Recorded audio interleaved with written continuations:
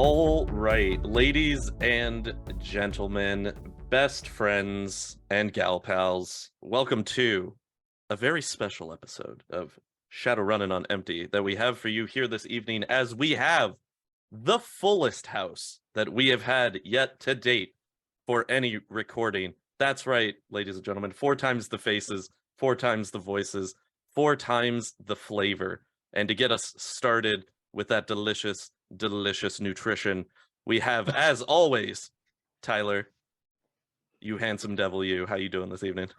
Hello, Tyler, your local nutritionist here to tell you that you need a daily dose of Shadowrunnin on Empty, as prescribed by our good old doctor.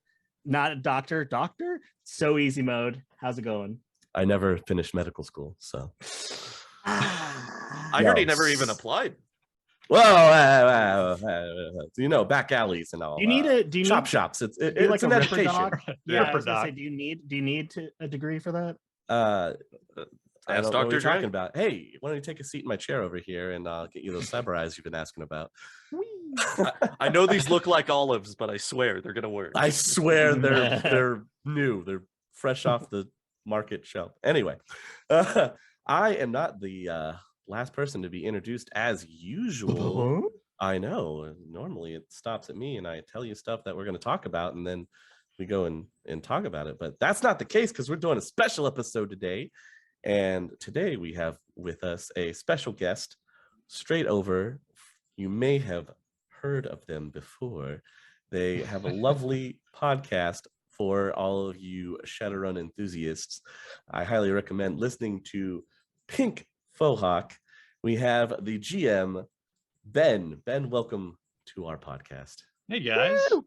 Hey, thanks for having me on. I was going to stick with the food and nutrition motif you guys were going with there, but I couldn't think of anything. So, oh, that's fair. I'll just, you really were rolling with it. You went with olives, you kept with it. Twice a week recommended dosage of fantasticness on tonight's episode. A supplement of Fohawk to get into your shadow running for cardio. Just getting that juicy gyro. Let it run down your face.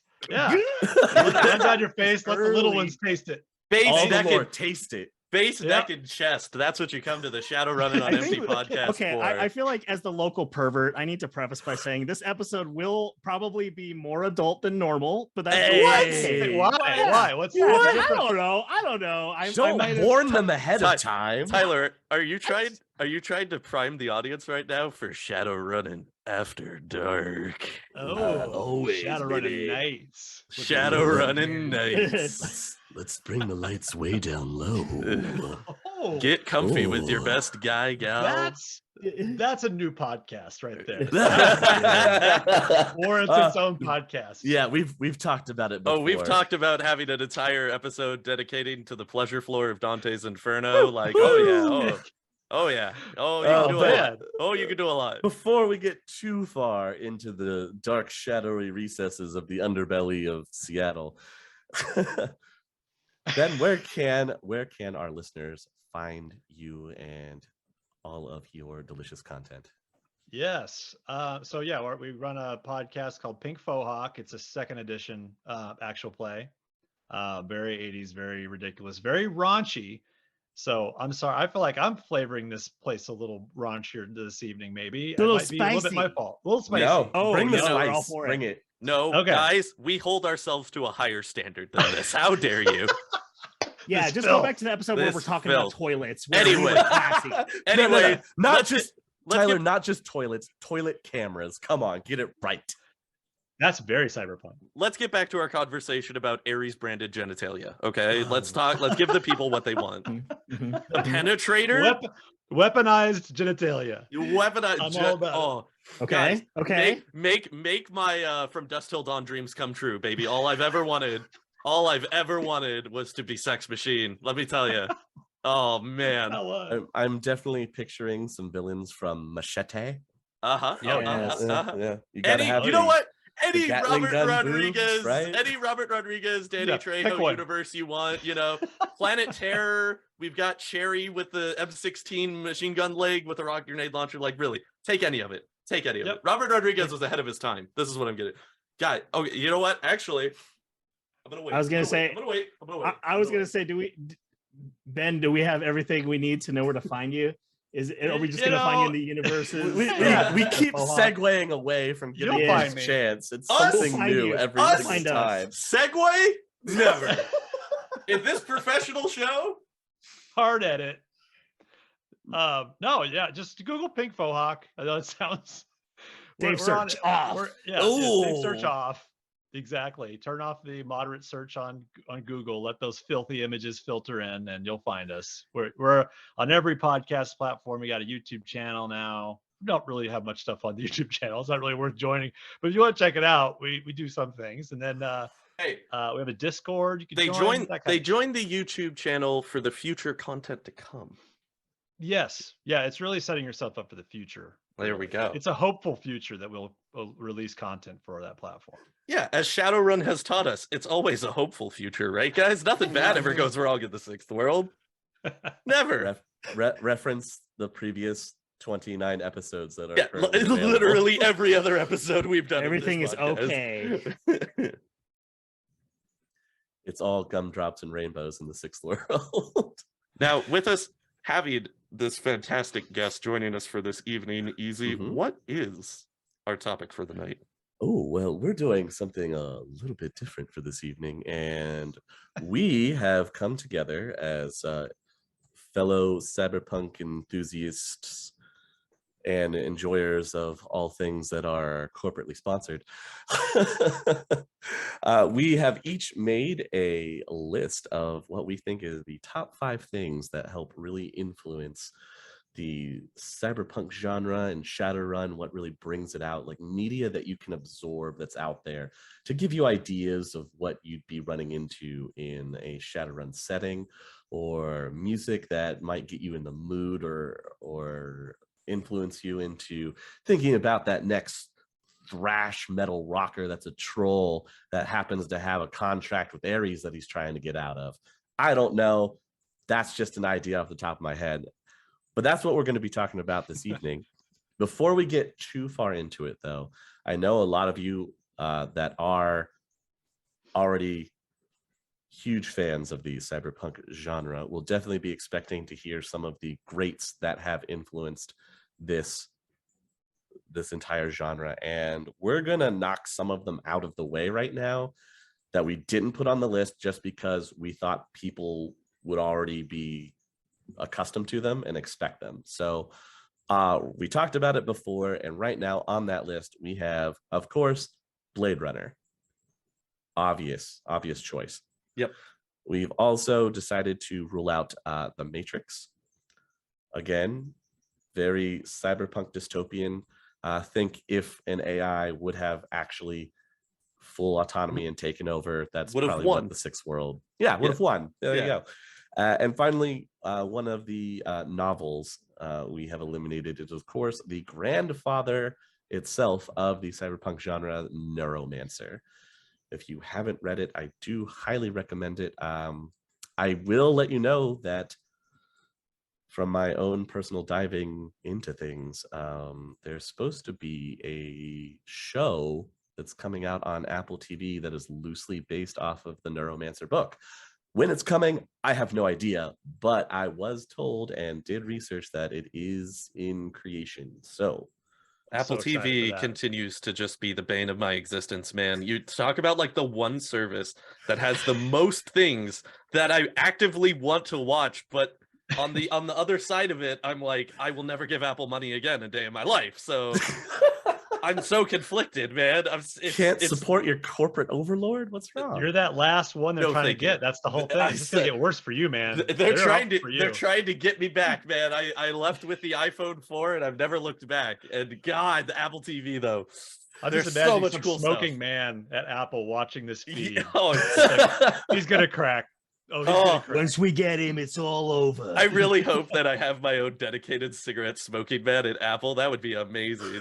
Right from here, you start getting more ads popping up in your Facebook. You're like, Apple products. Yeah, just hit him with the ads. He'll eventually crumble. I really wish that we could at one day get to the point where we have a corporation that's just gives you a targeted ad, and then at the bottom of it, the tagline of the ad is just, yes, we were listening. Like, Yeah. just be And we're honest not about gonna it at this stop. point. Just be honest. Like, come on, Amazon, just be honest. I at this mean, point. look, when we hit the augmented reality stage, like in the 4th edition of Shadowrun, where everything is a targeted ad based off of all of your history that's collected from your smart home because it's all wired in and all corporations are involved. It'll get there eventually. You just got to give it some time. Absolutely. Our corporate overlords will take over eventually.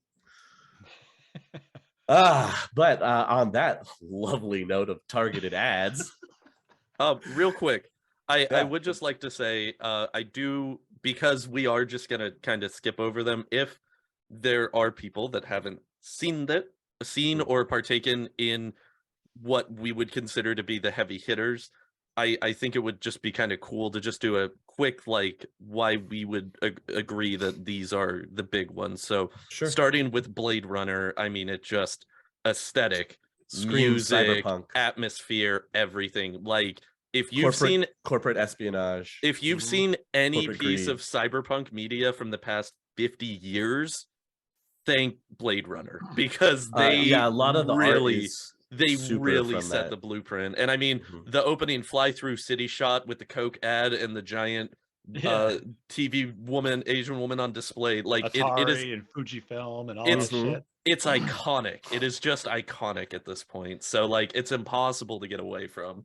It's also like that the mix of noir they bring into it. That I feel Yeah. like a lot of cyberpunk sometimes latches more on the super flashy tech side, and they went more Yeah. like an old school noir Yeah, film, which it's was really cool. for being hyper advanced technologically, it's very grounded in the story that it tells. It's not super high concept sci-fi. Like, it is very much, what if robots Mhm. were humans and gained sentience? Are they human? That is the entire crux of the movie. So like, it very much grounds a lot of the higher sci-fi elements of cyberpunk that you get into with more advanced media of it, that I do Right. think that it is really like the ground level of, this is cyberpunk, this is what you can build off of from here. Right. This is your base, and everything else to come.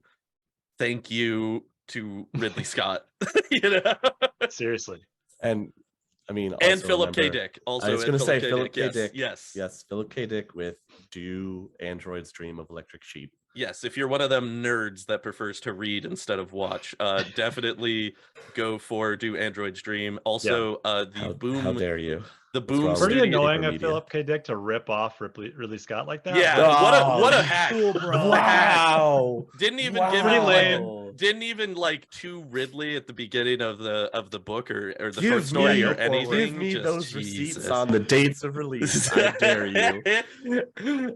Also, in relation to that as well, I would also just like to mention Boom Studios has a fantastic comic adaptation of Do Androids Dream of Electric Sheep. So if you are Ooh. a comic fan as well, highly recommend. It is very, very good. Nice. I am a fan of the graphic novel media. And I might also just throw that in there because, like, I'm friends with the artist who did that series. So I mean, I see. if this ever somehow gets back to Tony Parker, baby, I did it for you. I just want you to know that. Love you, man. Ultra targeted ads now, man. Yeah, Like, super Yeah. targeted. I target them for my friends. Should have known. You were your own corporation this whole time. Congratulations, you are the algorithm. Woo! It feels good. I've transcended, guys. Can you tell? Do I look any more corporate? Is this happening?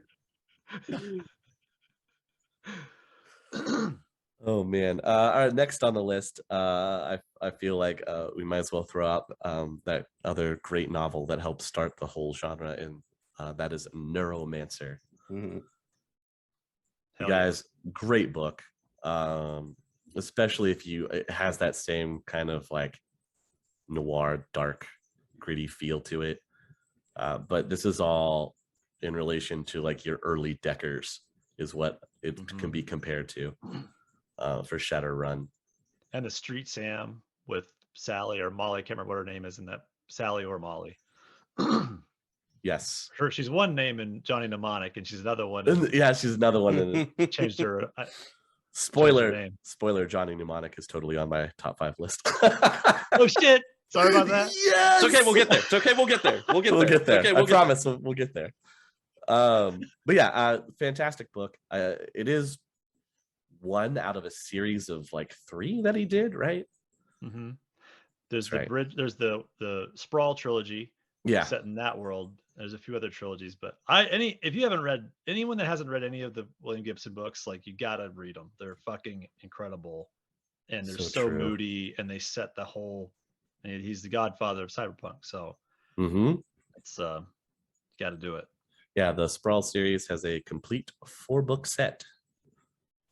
Wow. Yeah, is the 4-book? Is that with the Burning Chrome short stories included? Let me check. I'm actually looking right now. Yes, it's got the Burning Chrome in. That's awesome. It's Burning Chrome, Mona Lisa Overdrive, Count Zero, and Neuromancer. Nice. Super worth Hard it, you guys. You can get the whole 4-book set actually on your, the usual place. Yeah, you're gonna get an advertisement on it. I don't need now. to drop it. You know exactly where you can go to find it. Hang on, Come on. hang on. Easy, I got you real quick. Alexa, order Neuromancer. There you go, ladies and gentlemen. You're welcome. I'll never have one of those in my house ever. Confirm and ship. There we go. Sorry, that's the second part. Oh, there you go. Confirm and ship. Thank you. Queue up Shadowrun on an empty. You want Pink Fohawk? This is it. Come on. This is it. This is how you circle jerk, but like we are the system. We have become the system. You guys, we've broken the code. Oh man. Next on the list we have the Matrix. You guys want to include all of the full Matrix series? Everything. Everything? Matrix, all That's 4 fair. movies, Animatrix, all of it. Attach all of it, because fair. it does kind of the perfect blending of everything. You've got like the hard tech digital world Matrix, like literal Matrix landscape that is present in the Shadowrun setting. You've got the AI that is conquered and taken over and realizes the resourcefulness of humanity instead of just the destruction of humanity like you would have with like a Terminator, where it's much more of like a humanity needs to be erased type of setting. And like it's just great, man. Like, who doesn't like the Matrix? That's just honestly, who doesn't like the Matrix? It's so good. That was an interesting take on that. I did like that, where you're like, it's how robots or the AI realize that humanity is useful and it needs to just be cultivated. Whereas in Terminator, it's a complete wipeout of everything. 2 very different things that still deal with an AI.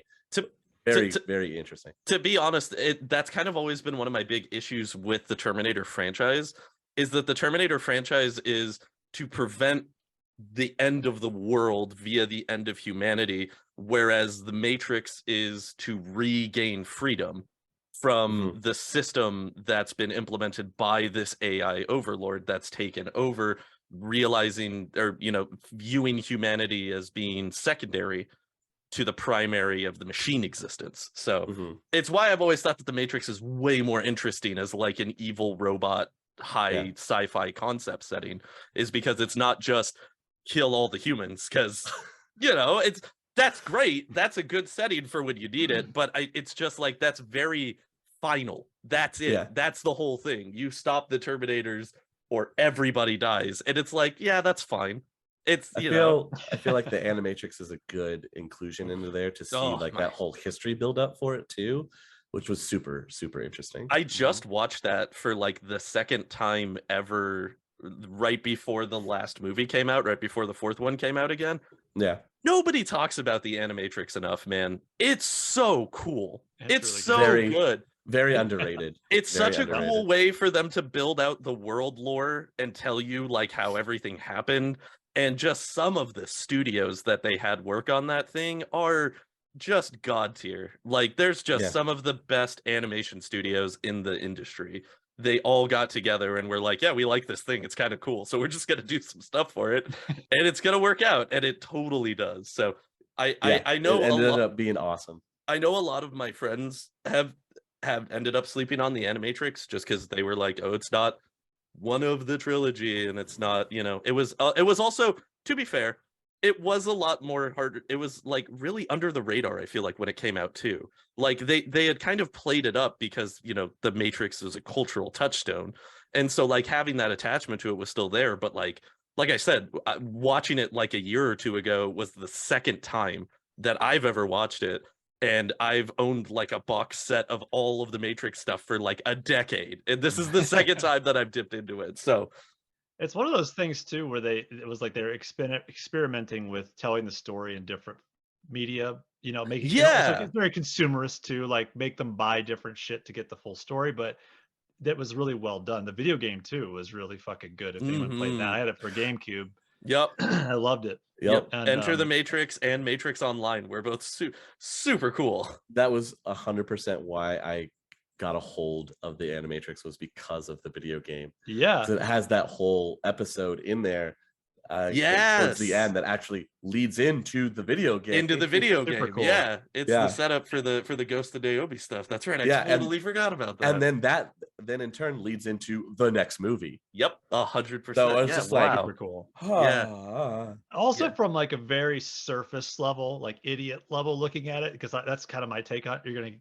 There's gonna be a theme here you're gonna see, but I feel like the action, like just the theme, take the theme away and just the action in that fucking movie, the gunplay, just the badassery of it is so the Shadowrun mood too. The team and how they go in, dude, and then also the like lobby scene. The lobby scene is what I picture chopper in my brain every time we have a firefight in Sinless. Every time we have a firefight in Sinless, it's the lobby scene. And the bomb in an elevator.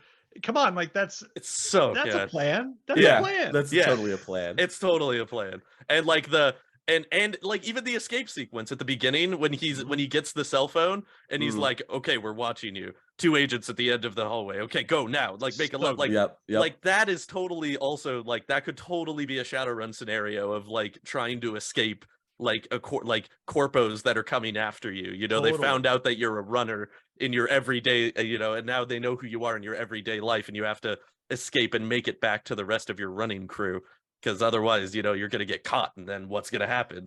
And, it's so only good. if you're crazy enough to still have like a 9 to 5 and be a runner. Hey man, Exactly. You mad lad. people got to eat. All right, people got to buy their robot toilets with the cameras in them. All right, you can't. You think a normal dreg in the Ares machine can afford the camera toilet on a normal salary? Easy. We're back. Yeah, And that's how we come full circle on this podcast. That's a we segue. Don't let some things go. Yeah. Also, segue. Tyler, thoughts on the Matrix? It's okay. Okay, cool. All right. All right. No, like thank I've you. seen Nailed okay, it. so Nailed like, it in one. I've Nailed it in one. seen the first Matrix a couple times, and then the second and third one at least once. But as we will get into in a moment, I'm not the biggest sci-fi guy, so I'm kind of like, that's cool, and then I move on. So I'm kind of selfishly hoping that you guys will induct me in the ways, because there's a lot I need to learn, even as someone who's been on the show. My sweet summer runner That's a child. super important perspective to have, though, too. Yeah, 1000%. Yeah. And that's also why we wanted to do this, is again for the people that like never dipped the toe in sci-fi and they want to know, what are some good things to check out? What should I look into? But I would say, in regards to the big three that we talked about, tone, mood, aesthetic for Blade Runner, the incorporation of the tech and cyber systems of the Matrix and how that reflects to the Matrix of the Shadowrun world. And easy for you, what would you say is the connector for Neuromancer and that series?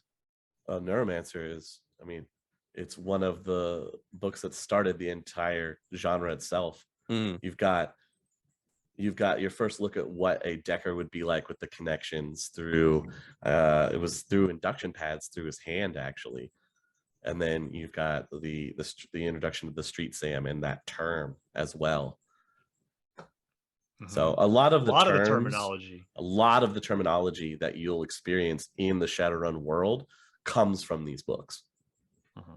So you think it would be safe to say that for the groundwork of cyberpunk came from Blade Runner, the groundwork of Shadowrun is deeply embedded into the Neuromancer series. I think so. Yeah. Cool. I think that sounds good. Ben, anything else you want to add in? Last thing I'll say, Mhm. Matrix with the data jack. Come on. Yeah, Yes. Data jacks Yeah. are never the same ever since I saw that movie. I was like, that's holy shit, that was cool. very true. Yeah, no, like even when we talk about like somebody using like a USB or something, I always think of just the like the And lock like the in and gasoline everything. handle. Yeah, dude. Oh, it's man, I'm gonna go watch Matrix after we get done here tonight. I mean, this is gonna happen. Quick segue, fun fact. I played in a 3rd edition game where our Decker, it was around that same time where the Matrix had like just come out and everything. And so he had a weird jack point for jacking into the Matrix, in that he would kick back and flip his eye open and then ram it into his eye socket. Fuck yeah. And that's how he connected to the Matrix. That's cyberware in the book, right? It's a Yeah. data jack in the eye, right? Yes. Yeah. You can put a data jack anywhere you want. That's Anywhere brutal. you want. Oh no, we heard you. Oh, we heard you. For funsies. You can Yeah. put it anywhere you want. It won't work, but you can put it in your ass if you want. It's fine. Do it. Yeah, just gotta run It'll some extra wire. It'll work for me.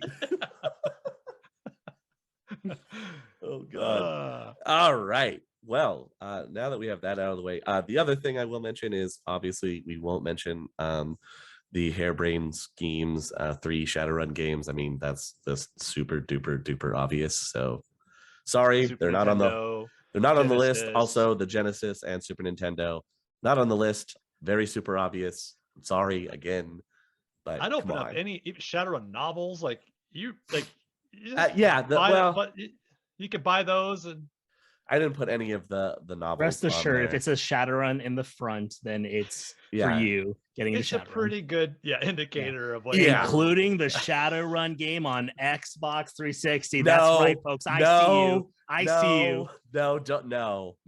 The All right. the Viva la truest, Resistance. the purest gonna- representation of the Oh, franchise. God. Some would say. We're striking that one. Tyler, are you into that veto. game or are you trolling? No, I'm kind of trolling, but also when I was a kid, I had no idea what Shadowrun was, and I remember seeing that game. I was like, "You're telling me you could play like a dwarf with a katana, and you could summon like a tree? That's insane!" Yeah, That's so a legit reaction. I mean, it was. Yeah, That's fair. That's fair. Yeah, Although it fair. has literally nothing to do with Shadowrun. But it has I am a everything voice to for the do. voiceless. It has everything to do with coolness, easy, and doesn't that account for anything anymore? yeah. Maybe I'm just salty about dying to dwarves with katanas and shotguns who I would was shoot over Tyler. their heads because I was a troll. Hello. It was all Tyler. This is I how we was like, find I out. got this dude with my chainsaw and my katana. Let's go. That was me on the Xbox. This My- is my where God. Easy still has the gamer tag written down in his hate book, and he drops it, and we realize that it was Tyler all along. Don't all make me along, go all get these my years, 360 and replug it in and all find out these years later. who's on my block list. Right. Who are those hot, spicy messages from? Let me tell you. I tried to swat him 5 times. I'm narrowing it down to the city block. I'll get you. Do you imagine Can't how run much forever. how much more terrible swatting would be in the Sixth World? You're just dead. Yeah, probably. Here comes High Lone threat Star. response. Yeah. Is it one of those? VTOL. Is it one of those things where like if you're connected into like a full smart home system though, couldn't the police like check that feed? Like if you had some type of like hypothetically, not that I'm trying to advocate for a full-on surveillance state type situation here, but hypothetically, couldn't that actually make swatting way harder to pull off in the future? You can send That's in a a- mage, send a fucking astral projection. Check it Yeah, out. go Yeah, astral yeah. into the room and you just see a guy sitting at his desk and you're like, guys, I think we got the wrong place. I don't. Yeah. Yeah, Not seeing a barricade that's here. possible. There's Yeah, a lot of only one, action too. going on in there for one man, but let me tell you, it's nothing dangerous. Right.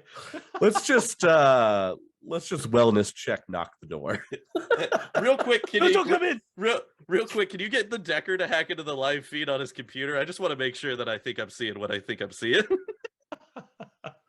Terrible. He's Terrible. swatting something in there. Oh, he's swatting all right. You can call him out, Oh boys. God.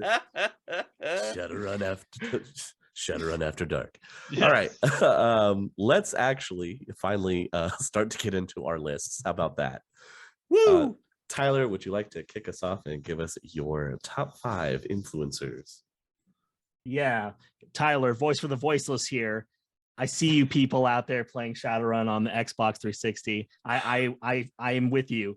But as a cyberpunk nubile, I guess that's a weird term. I'm strike that from the records. Anyway, as someone who's relatively new with cyberpunk stuff, my list is primarily more modern films, but I have an honorable exception for something that not only got me into more sci-fi stuff, but got me into musicals. That's right. I'm talking about Repo, the Genetic Opera, as my Sick. honorable mention. If you want to think of, Holy shit, dude. Uh-huh. How did I not even think of that? Oh my Wow. God. I would put on the top of my list, but I'm also like, okay, that's one angle of it. But for those of you who want a really fucked up musical and you just want to see what it's like to live in a society where you can get your vital organs repurposed from corporations, great time.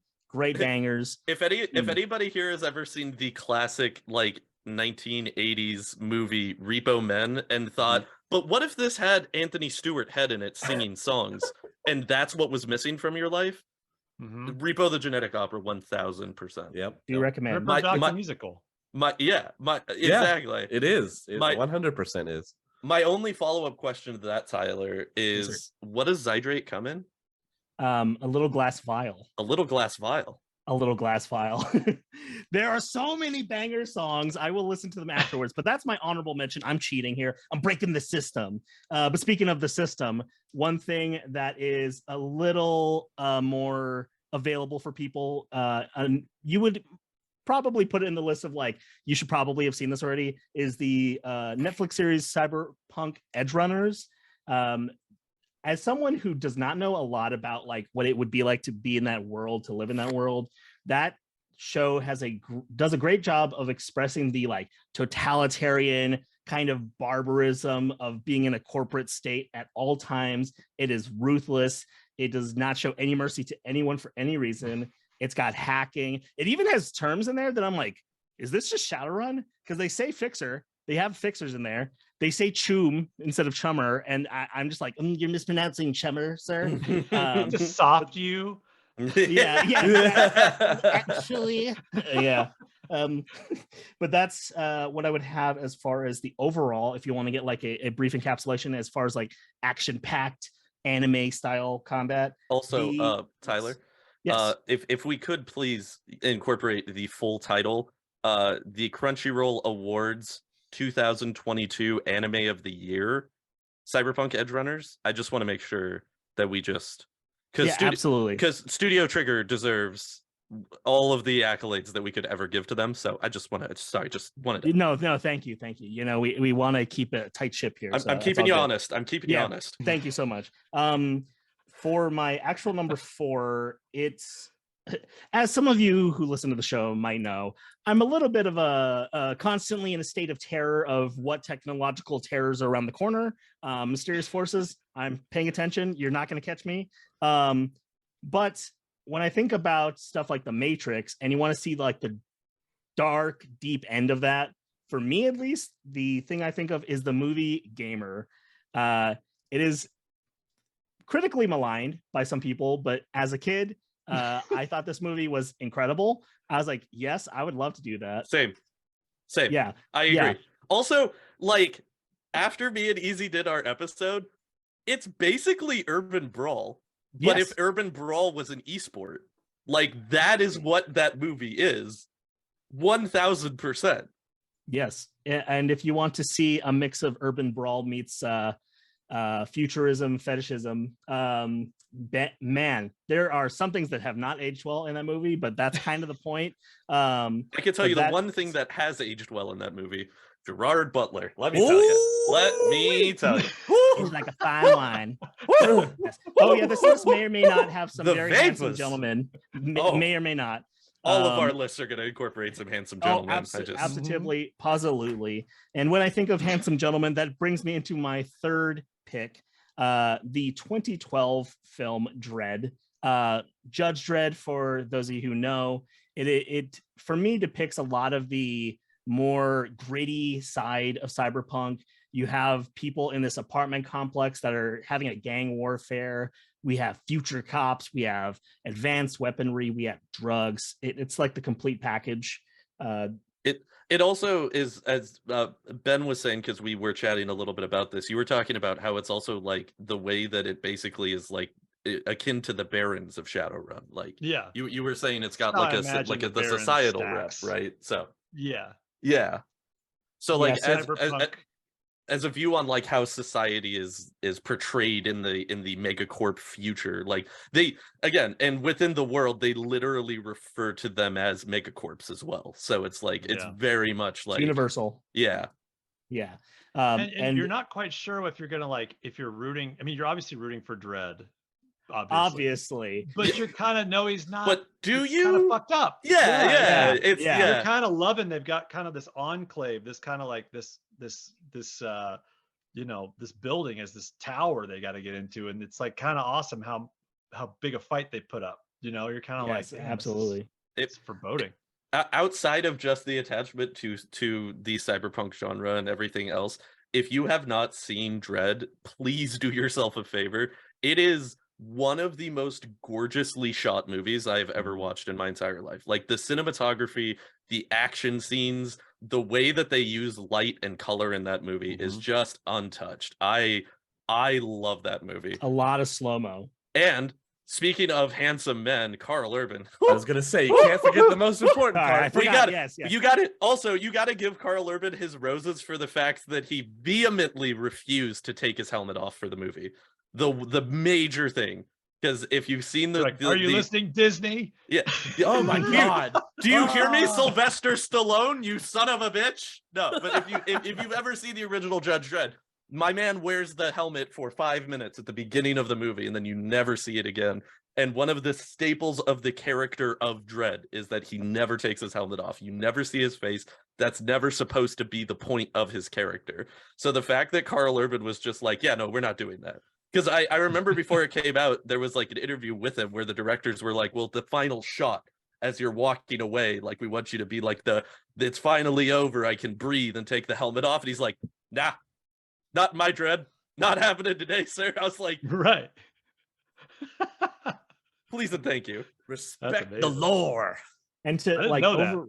yeah, no, see, I didn't even know that either. And in a way of over reading into it, it's the idea that never stops. Just because you cleared out one drug den, spoilers, doesn't mean that you're done being in this dystopian society where there's going to be another sense of corruption somewhere. So it's really cool about that, and it really like That's a really cool viewpoint. Actually, I never thought about that before. I mean, that's the overreading is what I do. No, do that's well. perfect, dude. Thank That's you. He's super the cool. immovable arm of the law. Yeah, absolutely. yeah. Yeah, he doesn't just take off the helmet because that's him. That's his identity. Yeah, just because he clocked out, that doesn't mean that the job's ever done. You know, like, yeah, Never done. He's like, I keep it on in the bedroom. Yeah. I want to see a panel in the comic now where it's like at the precinct and they're all in the showers and Dredd still has his helmet on while he's just like lathering up, and he's just like, man, sponge in the helmet. I really hope that he shaves his head, because otherwise that hair is going to be disgusting. It looks like Chewbacca when he takes it just flows down halfway down his back. Beautiful. Yeah. He's got the Fabio hair when he takes the helmet off. He takes out. It's the whips. No, it all comes off and the hair flips out everywhere and does like the twinkle, and you just hear the anime. Wow. See, that is amazing. I also have to say that yes. Carl Urban delivered the best version of I Am the Law in the movie. Yeah. Where it's like, Mama's not the law. I am the law. Just straight out, instead of I am the law. No offense to hey, remember where you come from, but also hey, listen, porn star. Listen, Yeah. listen. Well, Yeah. hey, the Italian stallion will But also, I will say that it is very much the difference of you know that Sylvester Stallone has never read a Judge Dredd comic in his life, Fuck no. and you know that Carl Urban is a monthly subscriber to 2000 AD. Like, that's the difference between those two in the way that they approach the character, and it's just chef's kiss. 100%. Yeah. Adore. That is the second movie I ever bought on Blu-ray. Fun fact is Wow. Dredd. Oh There you yeah, go. I It's 100% the bought that second on movie I Blu-ray. ever bought on Blu-ray. Super important. Real quick, Continue. what was the first one? Kick-Ass.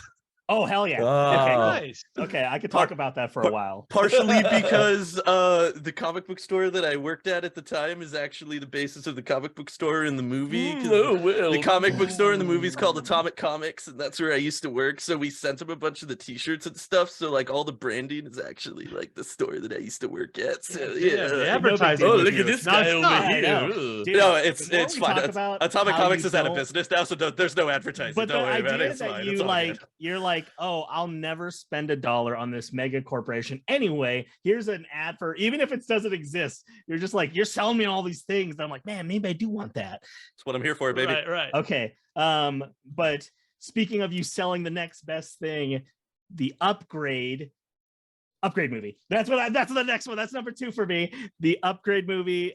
This is a 2018 film with what is their name? Logan Marshall Green. Looks like Tom Hardy. I'm still not convinced that it is not Tom Hardy. We've never seen the relatively two of in them the same room. We've Yeah, never seen the it's two true. of them in the same room at the same time. just Super saying. true.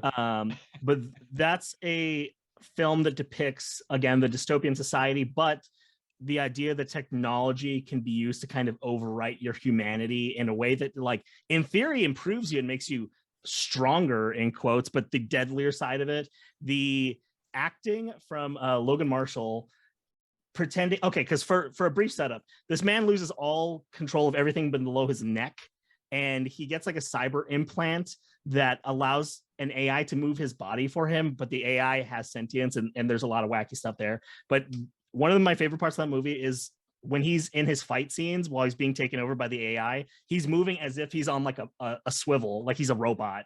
It is incredible for that alone. The hyper violence is on point.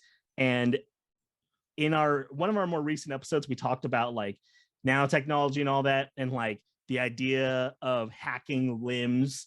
Now imagine that, but your entire body, and then you have Upgrade. So that is one that I definitely recommend. It's not a feel-good movie, but not a lot of things in at least the darker Shadowrun cyberpunk-esque era are going to be that nice. Most cyberpunk is not feel good. No, that is a very blanket Yeah, statement that I as think I we was can saying, all agree with. I was like, what's actually a feel-good cyberpunk thing? yeah, there's yeah. there's not a lot. There's not a lot. There's not a lot. But I will say I have one that potentially could be, but we'll get there when we get there. Oh, very Oh. nice, very nice. I used to fall asleep to Blade Runner in college every night. I'd put it on and go to sleep to Vangelis's That's amazing. music, and I think it's fucked me up forever. Yeah. But it felt good at the time. Yeah. Yeah, That there you go. score is like one of the best movie scores of all Yeah. time, dude. Yeah. It's so good. It's so very good. good. There's something cyberpunk about like the immediate payoff, but the future like debt you're gonna have to pay with your body or your mind. Mhm.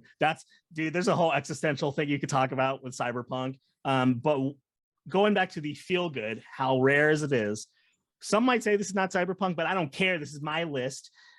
For my number 1, I actually picked an artist that I really enjoy. They got me through college and they are fantastic, underrated. This is the artist Pilot. That's Pylot. They are a synthwave artist, but one of the things that they do really well, if you listen to any of their music, is they give you that idea of, for background, I would drive late at night from school and the streets would be empty and I'd put on Pilot and I just felt like I was driving in a cyberpunk like lane. Like this is like the world was filling in around me. It was this whole experience and I highly recommend it because although there are aspects of their songs that kind of depict the darker or more intense elements of the futuristic cyberpunk world, there's also a bit of hope and like action that goes on in their music that I really love. If you just want to like put on some music and just close your eyes and think about like, hey, what would be a dystopian society? But there's some bits of rays of hope. That's why Pilot is on the top of my list. It's not a film, but you can fill in the blanks. You could have your own head films. Do you have a recommended track that you want to throw out? I have a couple. All right. The most popular one, I believe, at least on Spotify, is Shadow Task. It's actually changed to A Race Against Time. I think my favorite song is Lock. A lot of their music just feels like you're listening to it and there's something going on. Like there's probably a chase scene happening or something, and this music's going on in the background. At least that's what I see in my head. It's kick-ass, man. Yeah, it is incredible. So I'm going to be listening to them after the show, but I highly recommend, if you guys want to delve into it a little bit, that is the number one on my list for cyberpunk media. That's an awesome list, dude. Well, thank you. No, that's good. I like that. All good across the board. Up. You know what? We're gonna do this popcorn style. Tyler, who's next?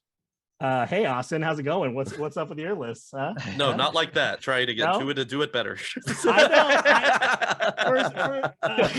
Age, sex list. Okay, so funny thing, not to segue too much, but I was not raised in the United States for the most part of my life. So when you say popcorn style, I'm like, yes, popcorn style. I do know that. As a fellow American. Yes, who in this call is the most delicious? That is what I will base it off of. Yummy, yummy. Who do I think who needs a nice buttery bath? Which of you are the buttery pops? Give me a nice handful of that Austin list. Yes, thank you. If I were to microwave all four of you, who would explode first? Yeah. I'm sorry. No, it tracks. No, he's right. Yeah, he's right. Okay, no, that's fair. I will go next. I got it. So I've got kind of like a whole combination of stuff going on here with my list. I tried to go for some that I do think are some semi low hanging and some that are a little weird, and we're gonna get into why that might be. So first off, my number 5. I know that this is a movie that got a lot of shit when it came out, and I know that it's a movie that is not particularly good, but I have to go with Bright. And the reason that I have to go with Bright is because Bright does the combination of the fantasy with modern reality of Shadowrun, which is something that is unique to the Shadowrun setting that I think is the biggest appeal of it.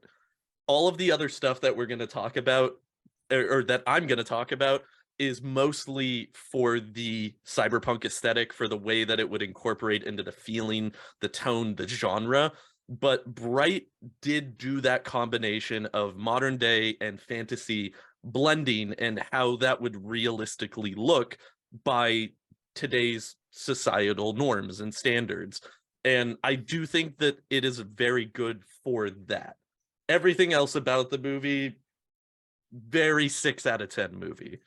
But the way that it does bring that representation out, and the way that it does incorporate that narrative, I think is very cool, in line with what Shadowrun does. I want to say too that, not to peek too far behind the curtain, but for those eagle-eyed viewers who watch our season 1 opener, we may or may not have quite a few Bright clips, because it does do a very good job of having a visual representation of Shadowrun that isn't really in a lot of media at all. Yeah, it's about as close as you can get. Yeah, it's definitely like the closest in a movie. Yeah. Yeah, I mean, to have it for that reason alone. Yeah, to have modern, like you have the modern fantasy, modern world setting, but then the fantasy creatures in it. Nothing else has really done that, and for them to be, brave enough to give it a try, I enjoyed it solely for that. Yeah, and the visual effects work in that movie is amazing. Like the practical effects that they do for a lot of the makeuping for like the orcs and stuff is just really, really good too. So for that reason, I've put it on the list, is because I do think that it deserves to get its flowers of, it has done something that nothing else has approached in terms of what it curbs from the Shadowrun aesthetic. So I got to put out the idea of, to make it even better, what if you merged the John Wick universe and the Bright universe into Stop. one. Damn. Stop. Stop. Huh? Stop. Please. Right now. I can only get so erect, Easy. I need Don't to give me stop. hope. You gotta Don't do stop. I can't stand up right now. I This mean, is the effects that you get out of John That Wick was are pretty really amazing. good. Yeah, So that it would would be be good. amazing, dude. Like I honestly, think it would be great. if we could have the production team from John Wick, you know what? Somebody Mhm. needs to get Keanu Reeves to play a session of Shadowrun, because if we could get him, if we I could feel get like he him to has. spear run a I feel like passion he has project, too. but if we could get him to spear run a passion project, like, come on, man, it would be pretty good. It would It's be so pretty funny. alright. Because when I mean, I don't want to ruin anybody's list here, but like the Cyberpunk 2077 game, when that came out, I was wondering, like, really? It revealed Keanu. I was like, really, Keanu? And then I was like, oh yeah, he's been in like every single like seminal cyberpunk film ever. He really made. has. It's kind of crazy when you think about it. Like, Yeah, I like- was like, he is It's kind his of the guy. genre. Yeah, Keanu it's his Reeves genre. is the like poster child of cyberpunk media, and it's weird because like you want to I be never like realized obviously it's Harrison Ford because Blade Runner, because he's Decker, and you're like, no, it's Keanu. Like, yeah, like Right. Johnny Mnemonic, The Matrix, Cyberpunk 2077, Scanner like Darkly, I think. Scanner Darkly, dude. Mhm. Yeah. Scanner Scanner Darkly, Darkly. also true. So yeah, man, like that's I never thought about that either. That's very Whoa. true. He is our patron saint of cyberpunk. Thank I you, just kept Keanu. adding to it. I was Yeah. like, okay, yeah, he was in this, and I guess Yeah. he was in this. Yeah, I was like, yeah. Holy shit! When you holy think about it, shit. you're like, what the? He's been here the whole time. He's never left. Okay. Quick question. Yep. Which megacorp would Keanu Reeves rep? Ooh, that's a good Ooh, question. ooh. I'm here asking the great Right. questions. As technology, because he's so lovable. I mean, he's deceivably nice, right? Oh gosh, he has to have some dark arcane powers or something. Like, what's He's the the was it- poster child. Yeah, what's the one that has like the newer like social media? Is that That's like you're talking about in the newest stuff. Yes, yeah, the one that's like based around social media. The newest corporation that's based around social media via their CEO, who's like a adrenaline junkie. Oh God, I can't remember the name of It wasn't Evo, was it? No, it's like it's a Middle Eastern company. My point in all that is Yeah. that they would want someone who's so lovable. And if he was like and what is it? And you're beautiful. What was the line? Yeah, breathtaking. You're breathtaking. You're breathtaking. Yeah. So is this corporation. You I know, like see, but for that reason, I could see it being Evo, because like Evo's whole thing is like progress, inclusion. Like they're like the most prominent forward-facing pro meta humanity company that's out there. So I feel like if you have that as kind of your mission statement that you're putting out there, you get Keanu Reeves as a brand ambassador, and everybody's going to be like, well, obviously Evo's not evil. Keanu Reeves works for them. Like that's it. So I think Evo would probably be my answer. I would go with Evo. Ben, who would you go for? Who do you think? I mean, I'm half joking, but I'm sticking with Az technology. Sticking with They own Aztec? fucking Stuffer Shack, like same reasoning. Like there's sort of like this benign outward, this Kind shell of they have. everyday, kind of everyday like- monotony to their Right, we corporation. get you. Like yeah. you love us, and then there's And I fucking do. blood magic at the heart of it all. Yeah. Well, the blood magic is how Keanu Reeves stays so young, right? That's why that man hasn't aged I knew it. since Point Break, right? Like that's Right. Tyler, the corporation that you're thinking of is Spinrid Global. Nice. Spinrid Spinrid Global, yeah. Global. Okay, cool. But he would, if he were repping that company, they would be just skyrocketed forward because they got Keanu, baby. I would say that my second guess would be Shiawase, but that's just because of how involved Shiawase is with the Matrix. That kind of just feels like a layup, right? Like that one just Like, kind get of the feels guy. like the yeah, just Yeah. get the guy. Get the guy. My true answer, sorry, because I know we've Yeah. derailed a bit. My actual answer is Saderkrupp because he'd be working with. You just good want old everybody to Lofrier. be at Saderkrupp. Yes, Get out of yes. here. Okay, but hear me out. He and Lofrier are conspiring for some greater plans that we can't even imagine. Just wake up, people. Real quick, Ben, to fill you in, Tyler is Loeffler's like #1 fanboy in the world. So Okay. he looks for literally any excuse to make Saderkrupp not the villains when they are very clearly the villains of the Shadowrun universe. Because Lofweir knows something bad is going to happen, and I want to be on the winning side whenever that bad shit goes down. That's why That's fair. you back, even that's if he's why- the one that makes it happen. that's why you back I want to be Big Daddy D. Look at the man who sacrificed himself for the greater good. I'm sorry, was Loeffler ever elected president of the United States? Yeah, I didn't think so. experience. And Canada. Boom, and Canada. He was the leader of North Montana, and it was great. I'm tired of your pro-dragon agenda. Let's move on. Says the other person whose La, favorite la, la, la, character la, la. is also Pro the dragon. other in the dragon. Shadow- Yeah, Hey, I prefer scale over not more. my dragon agenda. Yeah. Is what he meant to say. Not my president. Yeah. Oh, the costs will rise, Tyler. The cost will rise again. You know, sometimes I'm like, man, am I going in too deep on this character of like rooting for the cost when I really don't? I gotta stop before I'm in too deep. It is funny to think about those people that there must have been those people that would not accept a dragon as president. They're like, I will not. That is not my president for like a That day. ain't a red-blooded They still American. won't- He was only president for like what, like a few hours. Wasn't it? Yeah, like a day. Yeah, like a day. They still Not can't even get a over it. day. Yeah, that's true not because he even a didn't day. even make it to the inauguration. Yeah, So, it was like 16 literally, hours. not, yeah, he was the It was president. literally like elect. 15 hours. Yeah. He was the president elect for 15 hours, and then Look, he had a big decision that he had to make. Yeah. Okay. and he did the It right don't- It thing. don't matter. It don't He did matter. the was he not did my the thing president. that some other dragons that we won't name wouldn't have done for the greater good. That's all I'm gonna say. Speaking of the greater good, what's the next thing on your list? Hang on. Oh no! Hang on. Oh no! Easy. We never got your megacorp for Keanu Reeves pick. I know that we got so far off track from that, and that was the last thing we were talking about, but we never got Easy's pick, so I wanted to bring it back. Just as who he would be represented, like via Hollywood and film and everything like that. Yeah, like if he was the spokesman.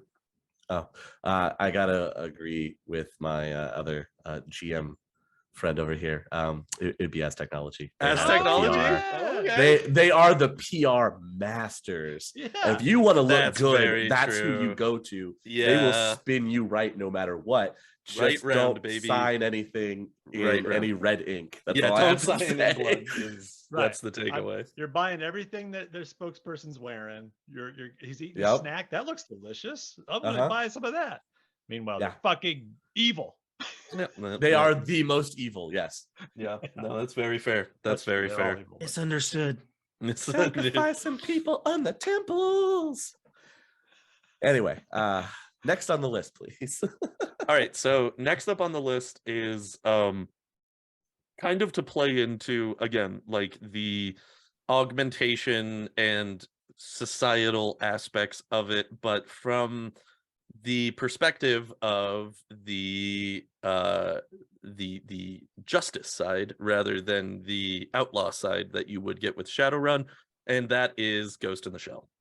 Ghost in the Shell is the incorporation of AI and cyber augmentation and the way that it shows the aspects of how you would try to police in a society run by literally the most powerful entities in the world, trying to do your job against the adversity that would be put out in front of it. And it's one of those things where looking at it, having played Shadowrun now, I see why Shadowrunners would exist, and especially in the Shadowrun universe where all of the police forces are privatized. Like there's no centralized police government that's kind of just out for the greater good of everybody.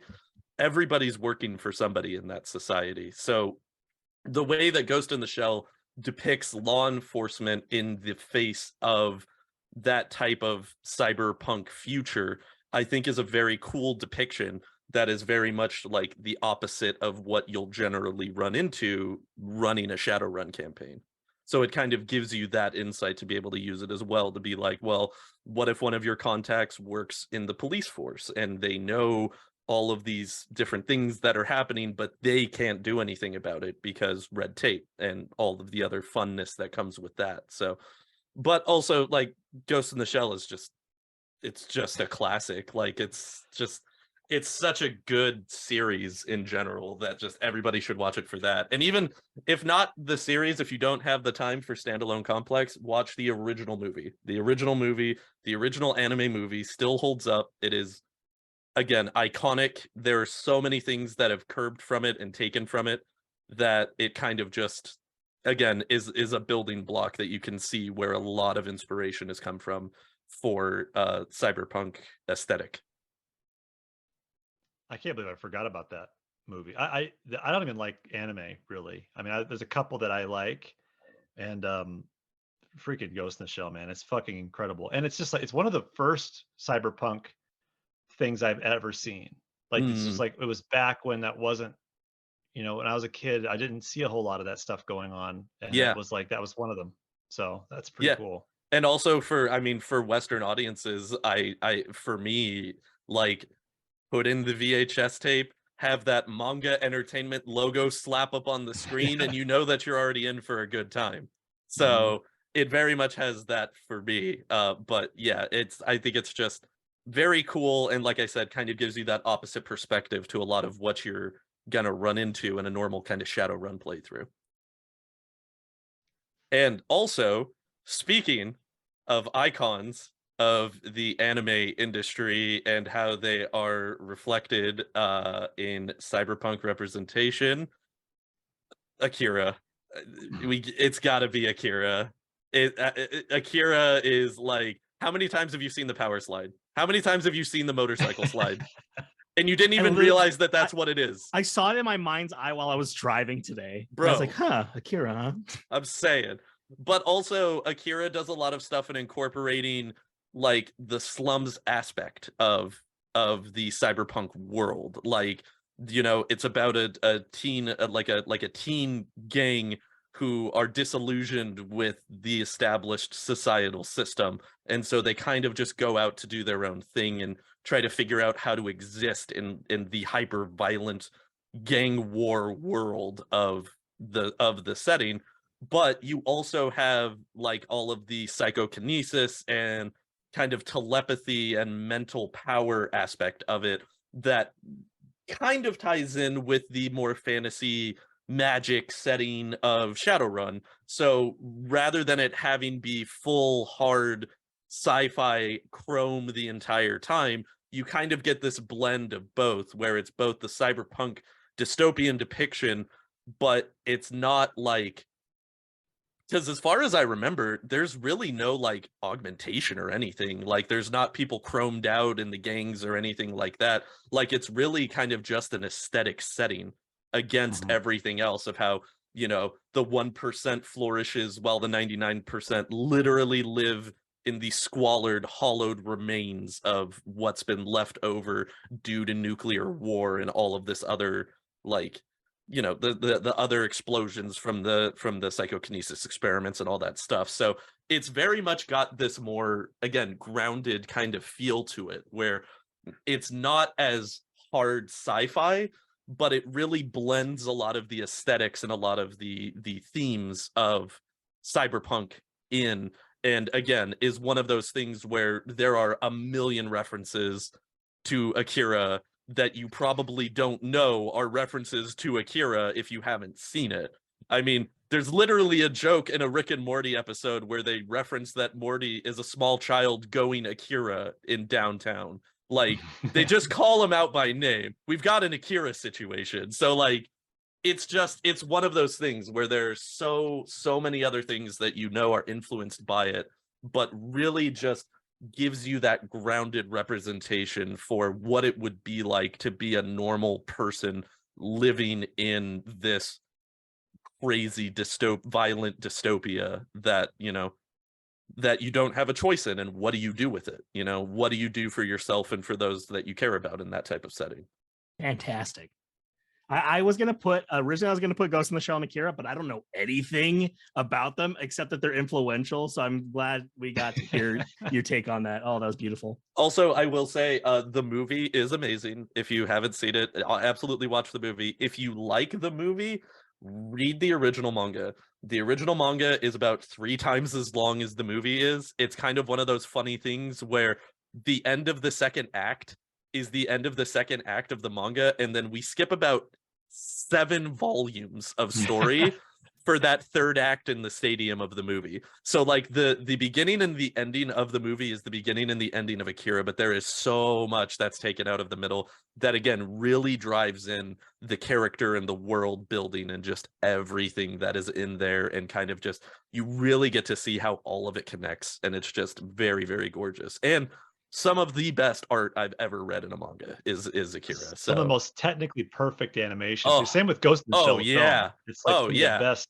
animation I've ever seen. Modern anime would not be what it is without Ghost in the Shell and Akira 1000%. Like I feel very confident making that statement. I don't think that it would be what it is today if we didn't have both of those films. So very influential in many, many different aspects. For my number 2, I'm going to take a bit of a weird divergence here. So this is going to be my music segment, like Tyler had talked about. However, mine comes in a kind of a 3-piece meal here. So first is the tonally, to the tonal aesthetic of cyberpunk. And for me, there are 2 things that come out to the forefront very, very much immediately. The first is the Tron Legacy soundtrack by Daft Punk. That soundtrack is just amazing. It is one of my favorite film scores of all time. Completely removed from the fact that I'm a huge Daft Punk fan, but it's outside actually of the that, best like, thing that comes from the second Tron movie is the It's- whole soundtrack. It's very better true. than the actual movie. It is better than the Yeah. movie that it's in, and I do like Tron Legacy, I do, but the soundtrack is the best part of that movie, 1000%. I mean, if you run a Shadowrun campaign, have your runners go to a nightclub, and as they are entering the nightclub, just very subtly just turn on Derezzed in the background and just set the tone and just have a ball. I just that soundtrack is just absolutely amazing. On the flip side of that, there is another band that I listen to that I don't ever really hear people talk about. They are a Canadian techno band called Crystal Castles. They are a group whose style, as my wife has described it, sounds like robots having sex. And what I mean is they are the reason that I like them is because they are very much a techno band, but they're grungy techno. Like it's dirty techno. It almost feels like what would happen if you took like a screamo band and put techno backing tracks behind the vocals. It's very just like I as someone who is getting into listening to kind of more techno, EDM, dubstep style music recently, I've never heard another band like Crystal Castles. And I think that they very much are this encapsulation of the grime of Shadowrun that I've never heard before from any other type of band. I mean, like you can take techno and synthwave and that stuff and kind of put it in, and it is very much like that is what, you know, the influence of that entire genre is based off of. But I've never heard anything like them before. So if you have any interest in some dirty ass techno, check out Crystal Castles.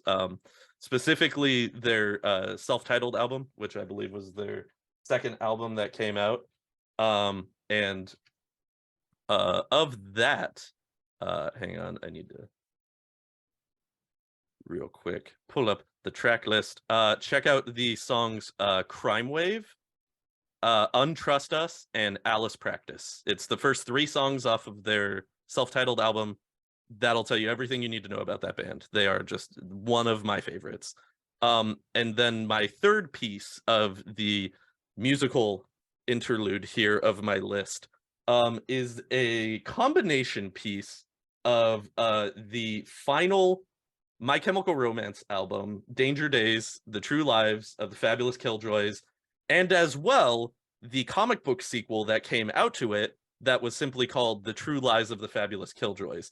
This is a concept album that is based out of cyberpunk aesthetic. It is about a group of freedom fighters who are trying to stop a mega corporation who have destroyed the land for profit and are trying to convert all of humanity into lifeless drones that will consume and obey, to take a line from They Live.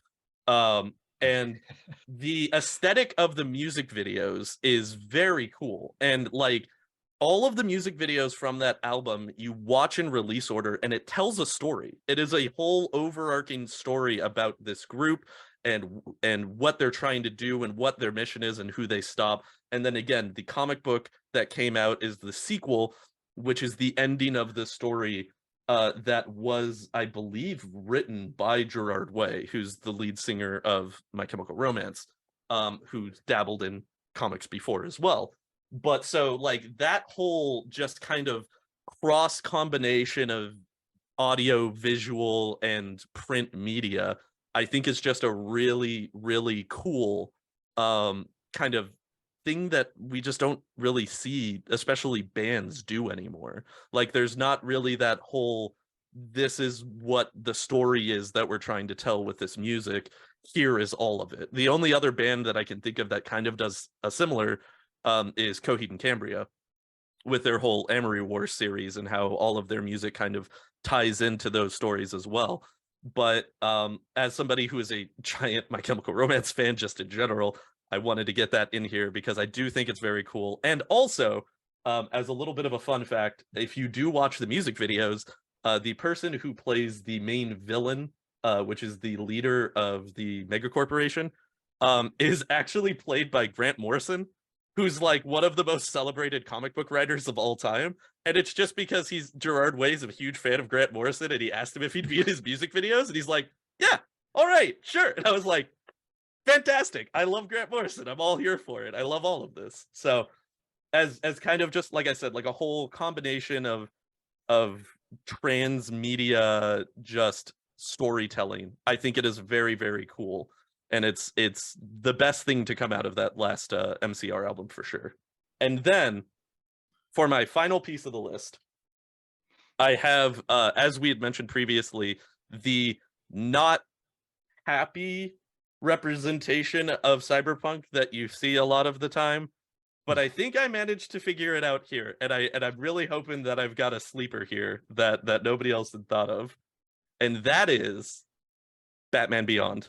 Batman Beyond is 1000% a cyberpunk setting and aesthetic choice for Neo Gotham.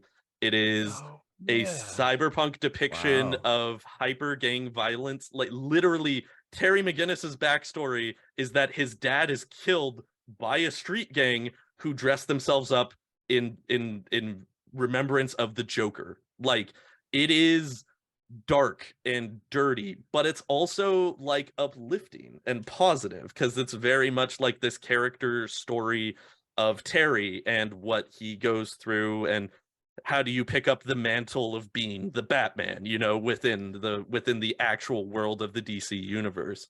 And I just think that it's like my second favorite piece of Batman media behind the original animated series.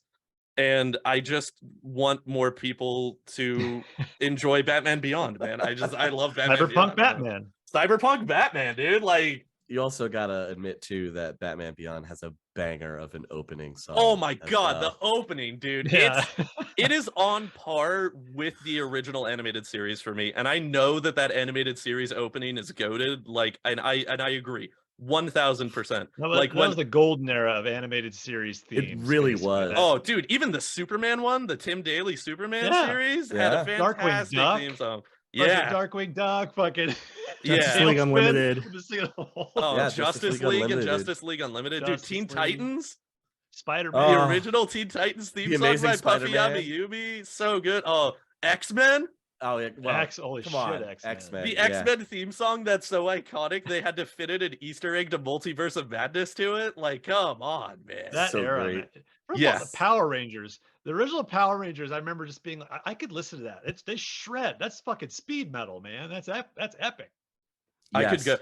Listen, we could spend an entire podcast talking about the Power Rangers theme song. All right, You're getting into a dangerous area here. With the Power Rangers fan club member over here. We're getting into good territory here. But That's yeah, awesome, man. But so overall, I think that Batman Beyond is kind of one of those rare representations of positive cyberpunk, because it starts dark, but then as you learn how he adapts to this life and kind of the transformation that he goes through in it is just very cool. And also some of the best lighting in an animated TV show I've ever seen, dude. Watch any scene where him and his girlfriend go into a club, and the way that they use shadow and lights is just, it's so good. It is so cool. So yes, if you've ever thought, man, if only Batman was a little more cyberpunk to meet my needs, as we all have. Who hasn't wanted cyberpunk Batman before? Who hasn't? Also jogged my memory of like the Frank Miller comics of Batman, where they were kind of very cyberpunk. Dark Knight Returns is very dystopian aesthetic, future of the DC type of thing. Yeah, for sure. I mean, we've got the whole gangs, dude. Like we've got the mutants, which are literally just irradiated gang members who are just rolling around causing havoc because nobody can stop them because there's no superheroes anymore. So like, yeah, it's very much got that same type of grittiness to it.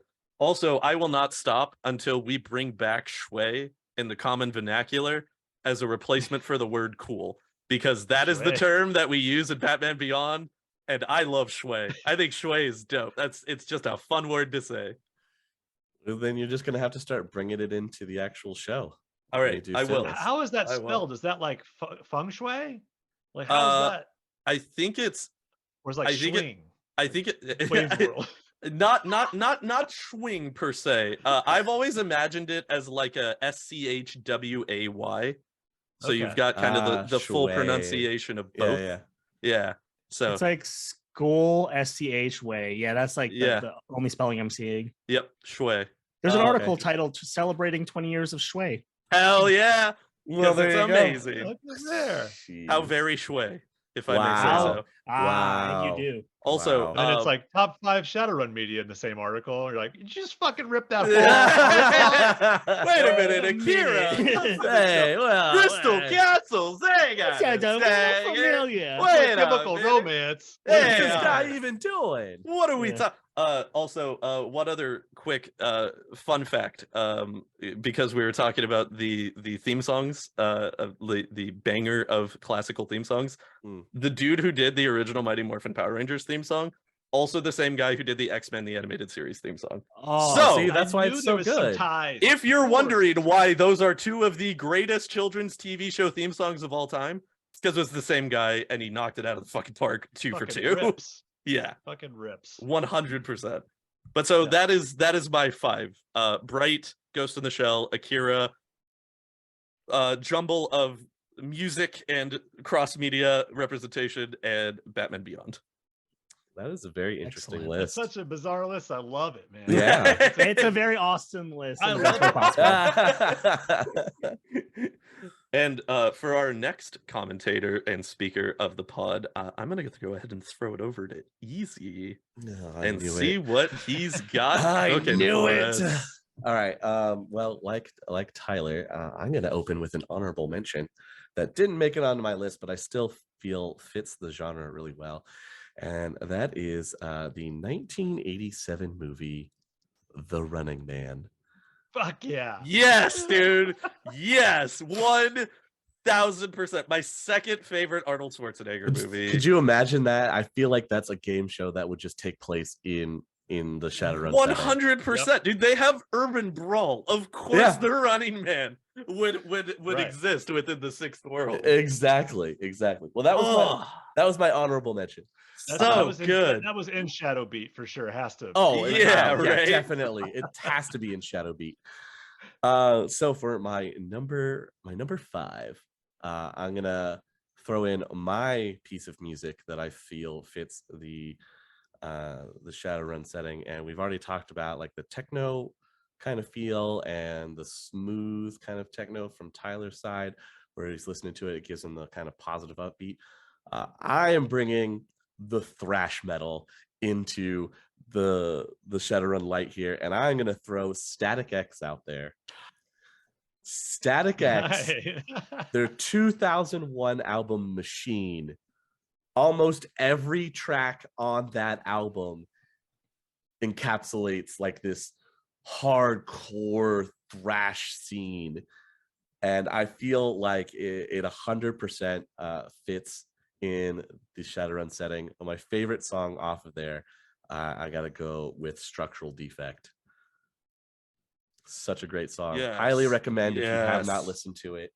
If you've never listened to 100. I have Static not. X, I'm gonna check that out, man. Oh, dude, Oh, Static dude. X is a good time. It is a good time. they are really good, and even their lead singer now has, in his more recent shows that he's done, has really kind of jumped into that whole futuristic cyberpunk feel, and that he'll wear this facial mask that almost fits over his face that makes him look like he's a robot, even with glowing like It looks orangish eyes. dope. It's so cool. And Do you you- just Do you know what his name is, by the way? I forget his name. It's Yeah. Zero, spelled XER 0. Fuck Nice. That Fucking- is because yeah. yeah, hell yeah. Yeah, no, Static X is a great time. Because when they did the reformation, unfortunately the original lead singer did pass away Yes. back in but, 2014. but they're And new. The new guy. The new guy with the new lineup with Zero is very He's, cool. And he's doing very well, and like he's still hitting all of the same feel from the original singer, which I highly Yes. respect. Yep. So and nailing that cyberpunk aesthetic. Oh like, yeah, 100%. Like 1000%. that guy has to have played some cyberpunk in Yeah. his past to be able to get that much into it. So I definitely opening with the music this time. If you don't mind, Easy, could I add on an honorable mention to your honorable you want mention? to? Sure, if I may. Sure. What is your honorable mention you'd like to add on? Power Man 5000. Ah, I love Power Man 5000. I feel like Power Man 5000 never gets talked about enough, so any chance that I get to bring up Power Man 5000, I'm going to talk about him. For people who may be unfamiliar with Power Man 5000, it is a band that is fronted by Rob Zombie's brother. And whereas Rob Zombie went, hey, I like horror movies and spooky shit, his brother went, hey, I like sci-fi and cyberpunk shit. So he made a hard rock band in which the basis of most of their music is sci-fi and cyberpunk settings and aesthetic. So I actually talked to Tyler about this before we mentioned and discussed Power Man 5000, and I have to say that yes, they are sci-fi, but I see them a little bit more in the superhero genre, like for their songs and everything, the way that they hit. Yeah, that's fair. I would say sci-fi superheroes, definitely. I mean, literally, the music video for their most popular song of all time is a ripoff of Flash Gordon. So, Yes, you're yes, it not is. That's wrong. sweet. You're not wrong. You're like, you got the Batman Beyond as your sort of your yeah. bridge That to is two. that is very much our bridge into it for sure. That's fair. But, That's fair. But I just wanted to give, like I said, honorable mention to Power Man 5000 because Totally makes anytime I can sense. talk about them, I want to. Man, take me back. Take me back. All right. Number 4 for me is a very, very terribly received movie. Terribly received. 1995 movie that actually starred Keanu Reeves, Johnny Mnemonic. Because you've got the data jack, you've got the Ripper Doc, you've got corporations trying to put down the people. There's that whole corporate angle, and you get to see a dude use a cyber thumb mono whip. Come on. Pretty badass. I have never been able to fully sit through that movie. Oh God, it's a trial. It is a trial. It's a gauntlet. But I have friends that do a podcast where they go through that movie minute by minute for God. an hour. They break down a minute of that film, and it's called Johnny in a Minute. I'm going to plug another, and now they do cyberpunk podcasts too. But if you love Johnny Mnemonic, I mean, that's your podcast. If you can't sit through the movie, and I really don't blame you because it definitely has not aged well. If you cannot sit through the movie, it is also a book.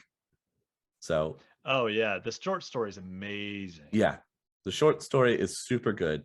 It is a long 96 minutes. That movie is a Oh. long Is 96 that all? minutes. It's That's all it is. 96 minutes. Yeah. Hey, That movie guys, is by- 96 minutes. By next episode, I'll let you know what I think because I have not seen this. Oh God. And That there's a just blew my deluge of mind. opinions I'm seeing, so I'm curious. So It's- just to give you an idea, Tyler, it Yeah. stars Keanu Reeves, and he's basically an errand boy, and he has a data jack, and he gets this information uploaded into his head via a bunch of pictures, right? And now they're stored in his mind, except that there's not enough storage in his head, and he's slowly losing his mind because there's too much information. So he's trying to get it, and these corporate goons want it, and he goes to the Ripper Doc. The Ripper Doc is played by none other than Henry Rollins. That was awesome. Sure That is. was awesome. He sure Also, is. there is a contracted bounty hunter that is hired to hunt him called the Preacher, who is played by none other than Dolph Lundgren. It sure is. There's a Oh lot going God, for it. there's I mean, on paper, it's excellent. on paper it sounds when, really good. when I was Executed, researching stuff for Cyberpunk, Johnny Mnemonic was on like every list. And I was like, oh, this movie must be so popular. No, I've never heard no. of it. no, But also that like early to mid 90s realization of Matrix of VR was pretty like groundbreaking at the time Yes. too. So Yeah. that was pretty amazing. Like aesthetically, it is a very impressive movie for a movie that came out in 1995. Like Yes. it's it is very VR cool. 2.0, the book, Yeah. basically that art as a movie. Yeah. yeah. Also, That weird surrealist 90s art. Easy, Seriously, you're forgetting the best part, which is the leader of the anti-establishment. Oh shit. I was gonna leave that one out. I was gonna leave that one out. anti-government, anti-body hacking movement known as the Low-Techs, I led remember. by none other than Ice-T. Law and Order. Come on, of Law and Order's fame. own. Yeah, Law and Order's own. Ice-T. Ice-T, dude. Woo! So good. Yeah. I'm gonna have a great time, is what I'm Tyler, hearing. Tyler, Yes. you're gonna have a fantastic time. I can't wait for you to get back to me and tell me why did you suggest that? Johnny Mnemonic is an enjoyably insane movie. It's That fucking is how I insane. put it. That movie is just insanity, but I've It's the always enjoyed it as 90s well. Unleashed. Distilled. Oh, yeah. 90s. Yes, Distilled. 90s Yeah. Unleashed, definitely. If you were like, man, I wish I love the art on Trapper Keepers. I wish I could see that in the movie. Just wait for the fucking Matrix Oh, season. finally! Oh, What if I God. what if I could watch a 96-minute version of that pipe the pipe wallpaper save screen from old computers? Okay. Yeah. If you Yep. ever wanted to see that as a The brick 96-minute walls. feature film, yep. Yeah. All I'm hearing is I'm gonna come back from this film a changed man for better or for worse. So yeah, you will. yeah. 100%. I'll start the I next think you'll episode. love I it. quit the show. Oh, jeez. No. All right. Dedicated myself to the Johnny Mnemonic fan cast that is Fancast. starting up next week. I'm quitting Shadowrunning on Oh it. God. Let's move on to my number 3. My number 3 movie. It is a movie. It definitely encapsulates the whole corporate aspect, like corp coming in, being underhanded, and not really caring about the citizen, but caring about the bottom line. And that is the 1987 version of RoboCop. I was Fuck yeah. really That's on hoping my that. list. Good. Okay, you know what? Yeah. I realized after the fact that I didn't put RoboCop on my list, and I was like, I really need one of the other two to grab RoboCop, man. Oh, 100% I grabbed need it. RoboCop, man. With your honorable mention, can we take a minute to just talk about how fucking fantastic Paul Verhoeven is? Can we just take like Yeah. Oh 1 my second? God, yeah, man. What's, I just what's wanna great, do even from one my second. honorable mention, both Running Man and RoboCop coming out in the same year of 1987. What was Yeah. it with the 80s, man, and having all the dystopian look about how corporations were going to ruin literally everything? And It's being like how right. with Ants and A Bug's Life came out at the same time. I know, There was right? something going on in Hollywood. Something in the water. It's very true. Oh man. God, yeah, That's it such was a good one, man. fantastic. Yeah, I have to say that I still love the original, the 1987 version over the attempted remake that they did. I I haven't seen the new one. So I wouldn't waste my time. real quick. Okay, real quick. The new movie is good because the new movie is good because Okay. the new movie still does a lot in terms of talking about the overall theme of what RoboCop was about, which is Yes. the weaponization of people against their will and the totalitarianism of a political state or, political mandated force. Right. Where it fails is in every other aspect of the movie because the Verhoeven charm is not there, man. Oh, that's so true. You need the cheesiness. You have really to do have sometimes. Dude, in the remake, they fumble the "I'd buy that for $1" reference. Oh, How do you do it? Yeah, How do you you mess it can't. up? That is like that is one of the most iconic. gotta iconic raise the lines. level of satire to where it's just Oh, you have to cheese it that hard. it's Yeah. That's so what movie good. does so well. And the ultra violence in it, like it's Yeah. all so over the top Yeah, that it's the perfection. it's the depiction of the ultra violence in the name of good.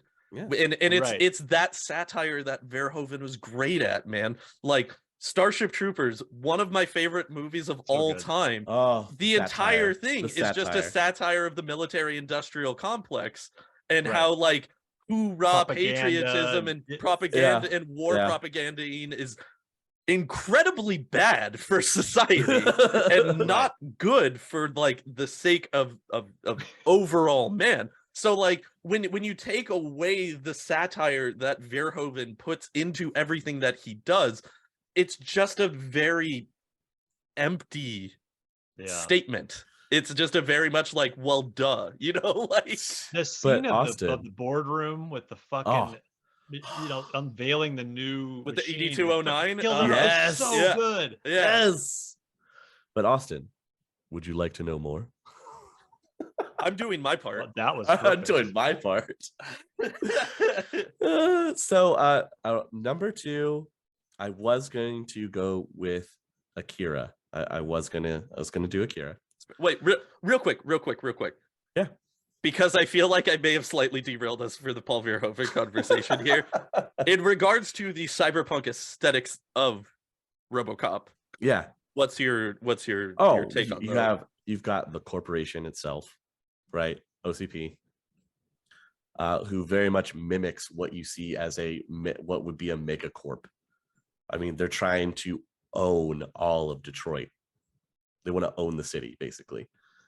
That's the whole underlying idea of the movie, is to have a corporately owned city. I mean, the RoboCop concept is just Ares. It's just Ares. Well, also the concept of RoboCop in Shadowrun fits as somebody that's super cybered to the point of, technically in Shadowrun he would be considered a cyber zombie because he's just so tech. There's so much tech and not enough More meat machine space than left. man. Losing Yeah. himself. Mhm. Yeah, exactly. And there's that whole aspect too of where does the machine end and the man begin. There's that aspect of it. And then the absolute hyper violence that you see from the gangs, that does just 100% what you would see, especially out in the Barrens area. It's a no man's land. You don't get the cops out there. That's what you're experiencing. So I figure that definitely gives you some Shadowrun vibes right there. But I Similar mostly to Go ahead. Sorry. No, I was gonna say, but I mostly picked it for the OCP aspect of the mega corporation.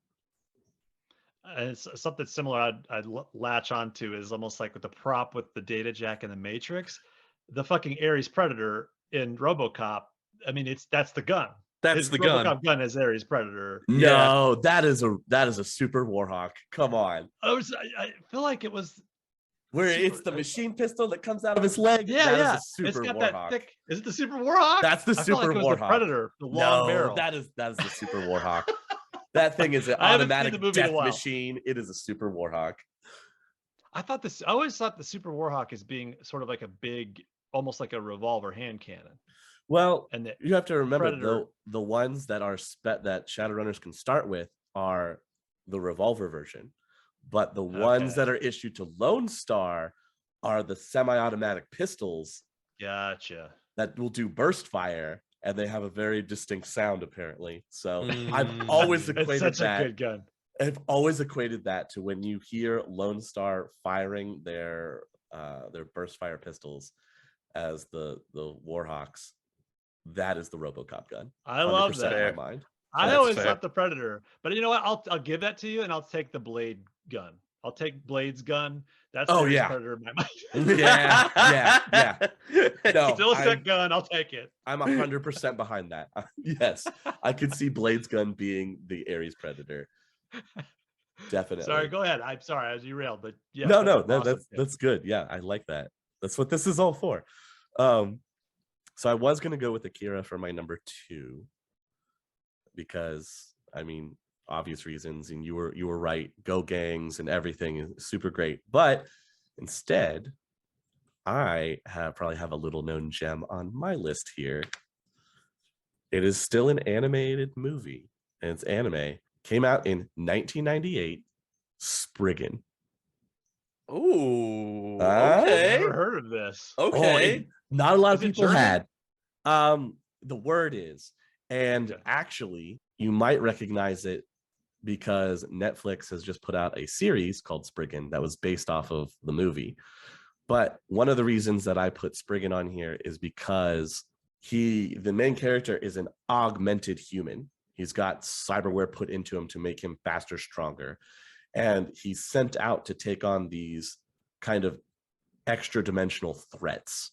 So, I mean, this is like your Street Sam going out and taking on bug spirits. And they also go out and they collect like ancient artifacts that might have some kind of psychic or magical purpose. And so that also fits into the Shadowrun aspect of the random magical things that are hidden out there in the world. It's a pretty great movie. I recommend it if you haven't seen it.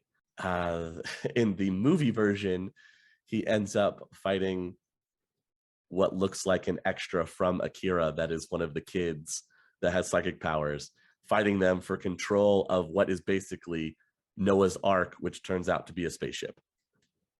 Oh, sick, dude. I feel like hats off to you for finding something as close as Bright. Like I don't think there was anything else out there that was kind of that mix of supernatural and sci-fi and cyberpunk. Nice. Yeah. Also, I as a callback to something that we had also previously mentioned, a little fun fact here for you, Easy. The original Spriggan movie film adaptation was done by Studio 4C. Studio 4C did 4 of the animatrix segments in the animatrix. Oh, see? Look So at that. they are Tying it all very together. much a company with their finger on the pulse of cyberpunk So anime cyberpunk. media. But yeah, Spriggan is one of those Spriggan. ones that no one has, not a lot of other people that I've mentioned it to have ever seen it. And I had never heard of it. And one of my friends introduced it to me. And it actually is, it's funny. The same friend who introduced me to Spriggan also got me to join their Shadowrun group. There you go. And he started by showing me the movie and being like, so what'd you think of that? That was your introduction. He used it as an intro. Yeah, he used it as an intro. It So was very Spriggan smart. is the reason we're here. Yep. Yeah, part of the reason. Yeah. Wow. Yeah.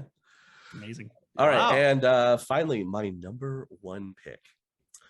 My number 1 pick encapsulates exactly what a crew working together for a heist would be. And I hope you recognize where I'm going with this. I'm going with my absolute favorite heist movie of all time, Heat. That's I was fucking like, awesome. it's gotta be Heat. It's gotta be Heat. It's gotta Such an iconic heist movie. So And probably the best heist movie of all time. And I think I you're also right. feel You're I also 100% feel right. like it's the heist movie that's done correctly, you know, because in the Ocean's movie we get to see stuff happen after the fact and things like that. In Heat, it's everything goes boom, boom, boom, boom, boom. Yep. And it's got a great betrayal arc, and you've got the dedicated cop, and you've got the specialization of the team. Everybody brings something unique to it. I feel it's very Shadowrun-esque, especially if you're building a team together. These are the guys that are going out and doing the runs to be able to get the stuff that they want. 100%. 100%. And what's more It's the Shadowrun heist. than a heist that goes wrong? Oh, yes. Right? Just Like, I goes mean, off the rails. it's perfectly planned, and then just something fucks it up, and now you're just shoot out on the streets. It's Yup. so good. So good. So very good. One other thing. If you are a fan of that movie and you have seen it, I don't know if anybody else knows, because this was just announced recently, like yesterday. They're in talks right now of doing a prequel to Heist, To Heat? prequel to Heat, starring younger versions of the actors. Like they want Adam Driver to play young De Niro. That's cool. And they've got somebody picked for young Val Kilmer. So it's like the team working together on different like They just heist kept runs Pacino. and everything. Yeah, Pacino's still Pacino. Pacino's still Pacino. What do you do got there? Pacino propped up in the corner. It's kind of Pacino like a aged like a Benjamin glass Button. of milk. Yeah. They'll just CGI DH him. Yeah. Oh, No. oh, de-aged Pacino is the most horrifying future that we could live in. Oh my god. CGI Pacino. I had to throw that one out there, right? Oh, Come on. okay. So, I have a question then that I'd like to throw out for everybody. Okay. Not counting Heat, because we have to take that off the table. Oh, okay. What is everybody's favorite heist movie? Not counting Heat. Mine's on my list, so Okay, all right, then we'll get to Okay, you. okay. Then we'll get to you. Not counting Heat, your favorite heist movie? This Mhm. might not count, but the thing that keeps coming to my head is Smoking Aces. In the sense that it is a heist of a person, Yeah, and it's like I would give teams. you that. I would Yeah. give you that. Okay. Yeah. I don't know, Also, but it's I- not the same kind of thing. Also, I love Smoking Aces, so I will Yeah, give you that for yeah. that reason as well. I Yeah. love that movie. I love No, that movie. What's the your entire pick, time we- Austin? Sorry, wait, Tyler, what were you saying? Oh no, I was just gonna say the entire time we were like throughout this episode, I kept thinking of the elevator scene with the elevator opening up and the guy running off the chainsaws. I'm Yeah. like, that's for me all I can think about when it comes to Smoking Aces. But So yeah, good. So Yeah. good. what is your pick though? Mine is going to be Reservoir Dogs. Because I love Aw. I love the Really, concept really of the fucking good. post-heist movie. You don't get to ever you never see the heist. You just Right. see the fallout of everything's already gone to shit. How do we deal with that aftermath? And also, like, personally, Quentin Tarantino is my favorite movie director of all time. That's awesome. So That's awesome. I do have a slight bias, I will admit. Th- But that's a I very just good film version of the Shadowrun healing mechanic as well in that film. yeah, absolutely. I mean, you got a wound, you're pretty fucked. You're probably not gonna make it. You're, But you're definitely dying from that gut shot. you gotta have a rough one. You're gonna Yeah. make it. Shut the Singing fuck while up! You're drowning. gonna make it. Oh my god. I love Harvey Keitel. I have to say. Oh, and I love again, him you in every single Tarantino adaptation. you want to talk about just like one of the most absolutely stacked casts to a movie that's ever existed.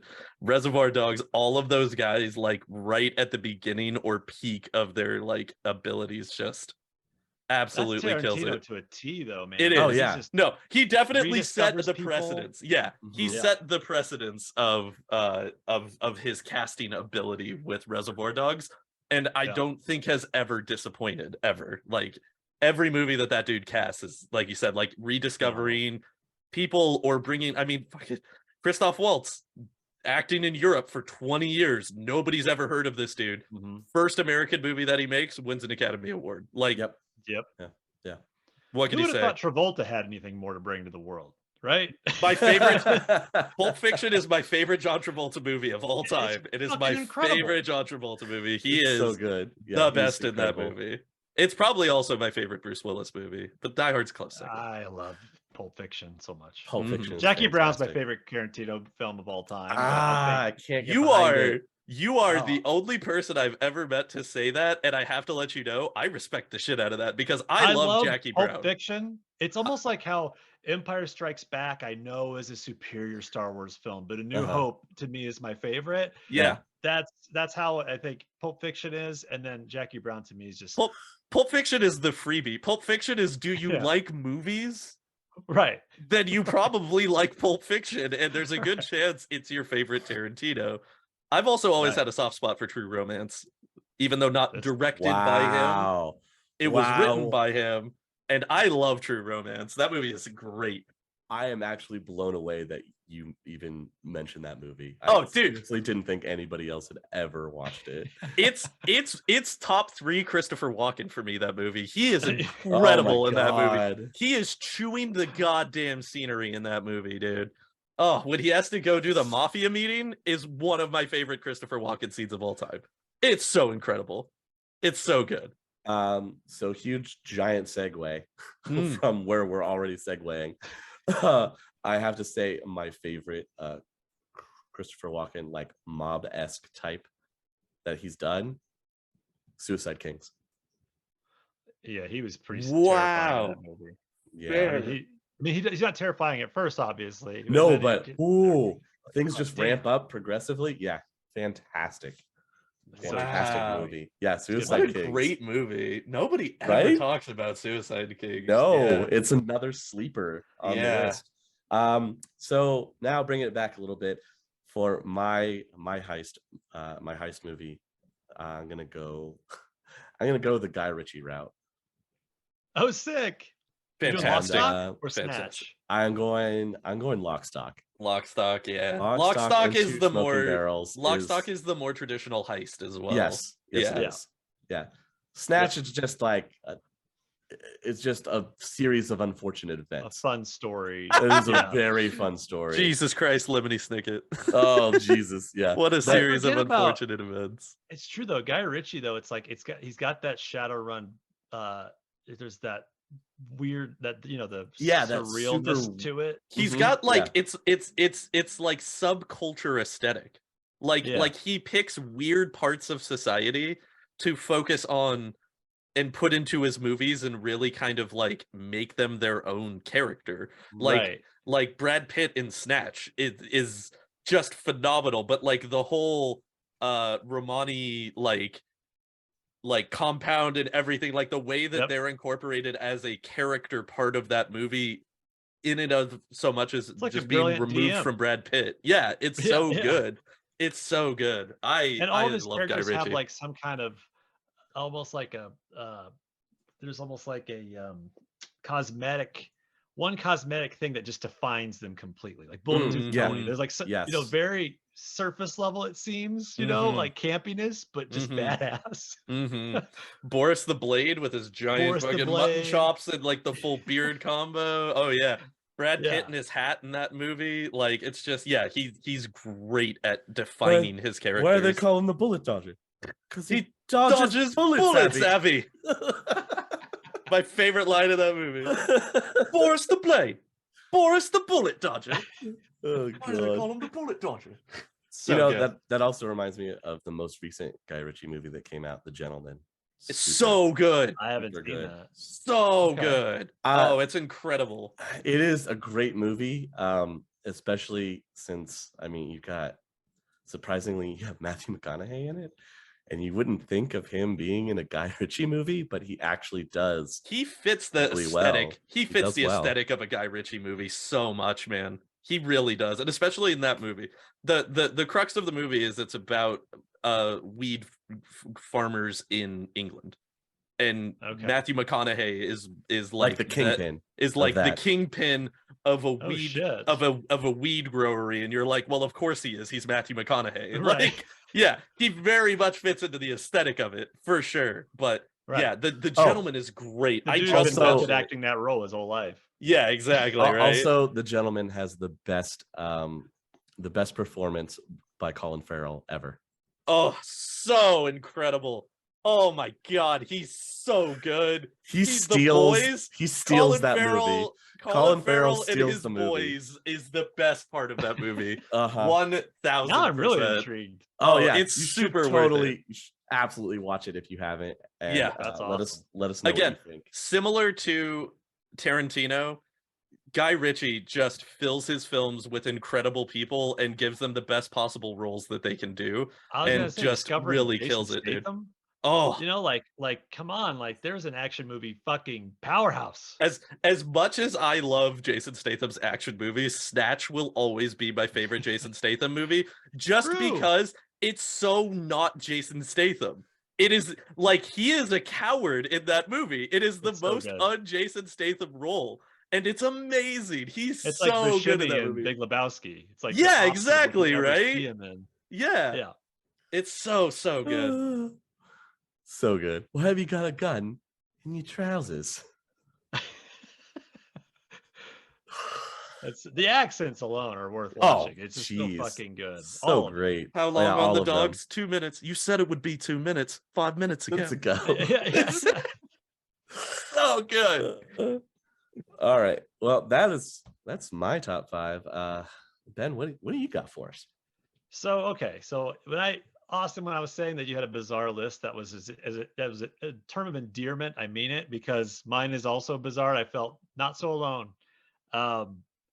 I'm coming from this so first of all, you took RoboCop from me, you bastard. Sorry. So I can't. Sorry. Yeah, it's Dual it's custody. up there. It's up there. So I'm gonna switch that out. I mean, I also double down on RoboCop. It's fucking amazing, and it's got that whole corporate greed and all that dystopian aspect to it. So I'm switching it out with Escape from New York as as a movie. Yeah, to just, you got to get into the barons, you got to get out. It's a pawn being used to defeat all odds. It's the badassery of Shadowrun distilled into a film. It's what every character wants their backstory to be, and what before they get put on their first run, you know. 2 years ago for Halloween, we had a Halloween party here at my house, and I went as Snake Plissken for Halloween. That was my Fuck yeah. costume. Yeah, I did. I had the black wife beater. I bought camo, the urban camo pants. I bought a pair of shin guards from baseball and spray painted them silver, so I had the silver shin with the big boots. And then I downloaded this clock app on my phone, and I have like an armband holder for when I would go to the gym. And I put the clock app on, and then I wore it as a wristband. So he had the countdown clock wristband Nice, as dude. well. So like, oh, God, dude, dude. I love Escape from New York. Oh, then did you talk in the voice? I did not. I did not Snake put. Plissken. I did not put 2 pounds of concrete in my cheeks in order to hit the gravel of peak fucking. Oh, Fucking man. John Carpenter, Oh, just pulling out all the stops. All of his movies are fucking just unapologetically masculine action movie ridiculousness, and I think that's what it's like everything that an American action hero was in that time, like, is put into that character. There's no emotion to him. He's an incredibly flawed character in the sense that he's completely unrealistic. No one is that. Yeah, but it's amazing. But Snake Plissken is so cool, man. He's the He's epitome of so cool.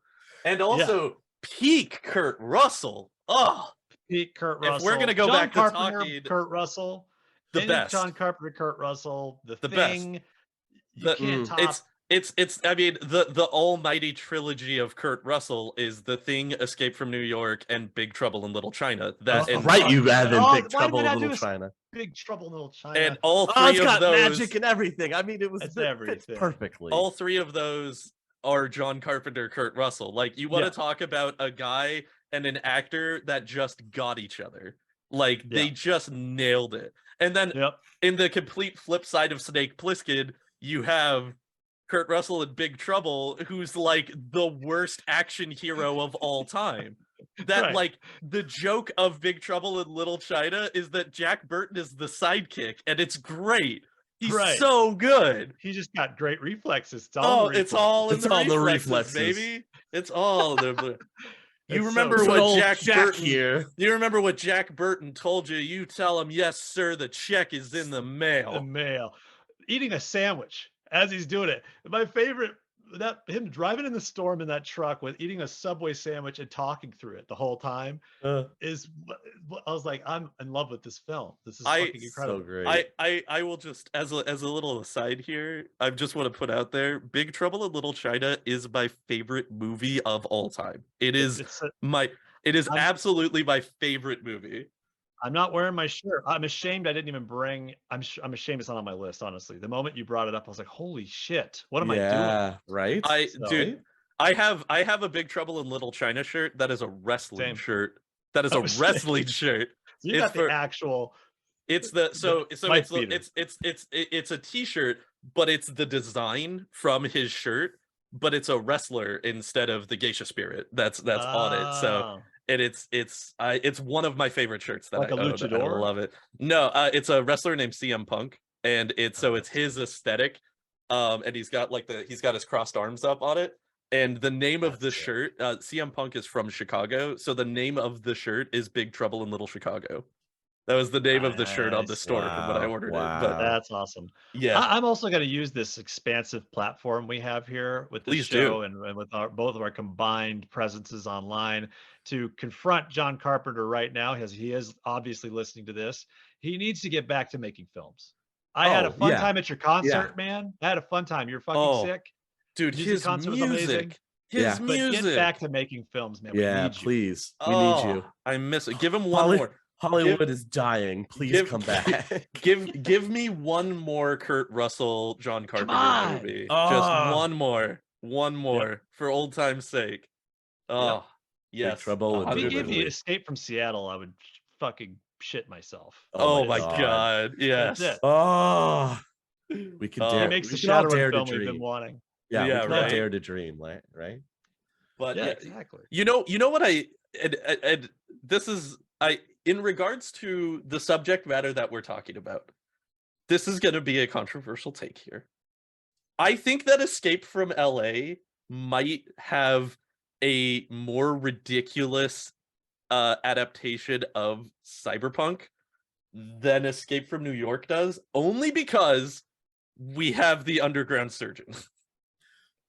The underground surgeon, played by Bruce Campbell, mind you. I'd like to point that out again I for people that forgot may about not know that. this. Played by God. Bruce Campbell eating the goddamn scenery for 5 minutes in that movie I've erased that film from my brain, I think. is very, very, very in line to just the whole body augmentation sphere of the cyberpunk culture. With that said, Escape from New York is the superior film, 1000%, 100% across the board. If you're only gonna watch one, watch Escape from New York, please and thank you. Well, hey, I love me some Bruce Campbell, so it's worth watching. If he's in that, I forgot that he's in that movie. That's incredible. Because he was supposed to be a more prominent character. He was supposed to be the whole villain of the second half of the movie, and then they had to rewrite the second half, and that's why we got the terrible CGI surfboard scene, which is fine. Again, we don't have to talk about it. It's okay. Sweet. It's okay. Yeah. But yeah, Bruce Campbell is great. He's the best part of that movie, 100%. Unfortunate that we didn't get more of him.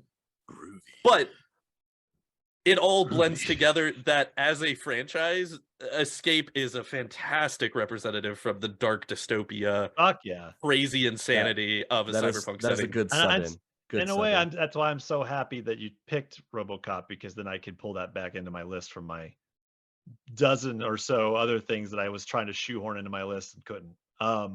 So here's another weird. So I am approaching this from a different perspective a little bit, because I figure I knew we were going to cover a lot of the cyberpunk, staples. And I was kind of like, I want to break Shadowrun up into what are the different aspects of it, and then try to find media that like represents that. So well, first of all, the heist movie that was my favorite, before I get into the other stuff, Ronin is, to me, like, Ooh. that's how you are, that's criminal professionalism at its Mm. best. It's, you got your use of context, how important it is to know people and call things in, the specialists in all their different realms, the distrust, among people new to the crew, or how to prove yourself to a new crew kind of thing.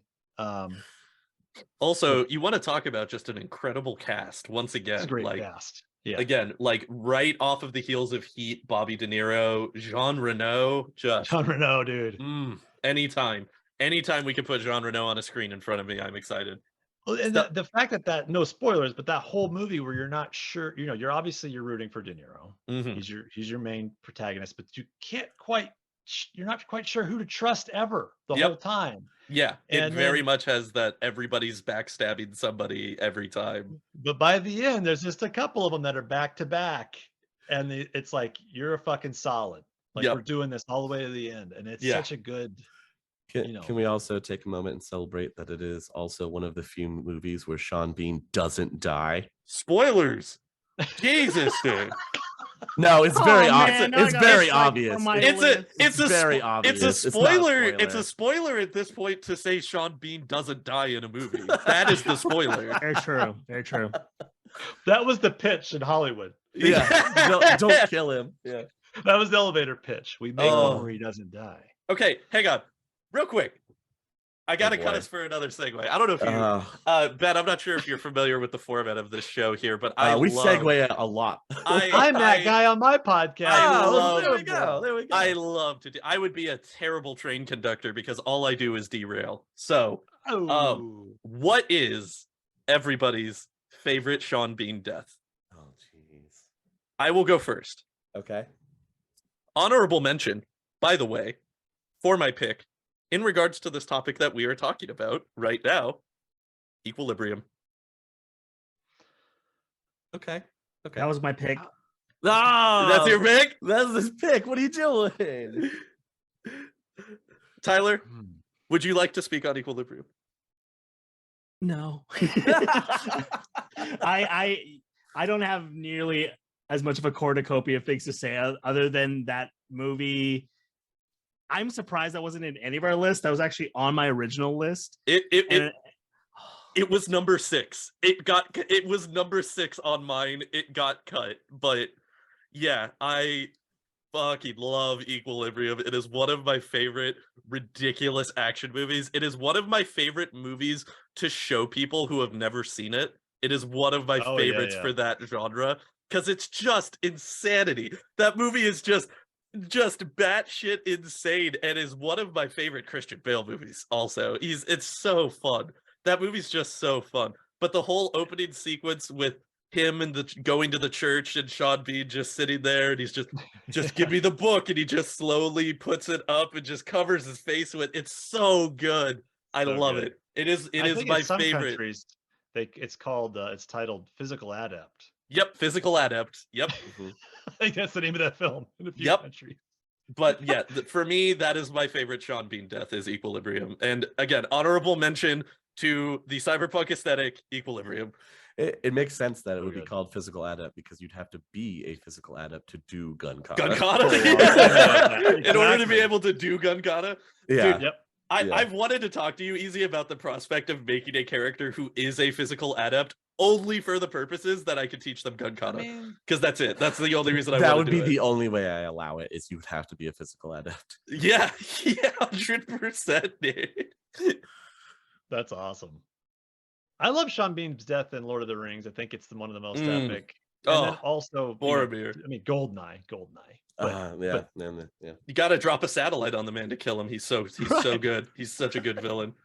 I as a kid, watching Lord of the Rings originally, Boromir is like the most hated character, right? Because you're like, oh, he tried to steal the ring. He's an asshole. But Boromir is one of my favorite redemption arcs in movies. I love it. And then especially if you watch the extended cuts with Two Towers and you get the whole backstory with him and Faramir and their relationship and all of this stuff, and it just really flushes it out. I love the performance from him too, the way you sympathize with him in that last moment. I mean, you fucking hate him for quite a while because he's just kind of a dick and he's just kind of belittling to the fucking halflings, just a fucking asshole on this fucking hike that they're doing. Mm-hmm. And then in those last few moments, you're just like, God damn, that easily would have been me, right? Yeah. Like easily corrupted by the ring. And again, the final lines of Boromir, Aragorn runs up to him and he just says, Frodo, where is Frodo? I let him go, and he goes, "Then you had the strength to do that which I could not." You're like, "Yeah, Boromir, yeah, you realize it. You fucked up. You're a hero now." Oh, I love it. Oh, it's so good. But dude, you're totally dying because that arrow is fucking huge. My There's like man, 3 of them in you, took dude. 4 of them to the chest and just kept on going. He just did what had to be done. Yep. Oh, so good. Yeah, Boromir. Oh, close second for sure. So good. Easy. What do you got for us? Or on screen For Sean Bean Deaths. I'm gonna go classic here. Classic, the fight scene that he has with none other than one Harrison Ford in Patriot Games. Oh fuck Fair. yeah, dude! Yeah. Any Clancy classics. Clancy classic.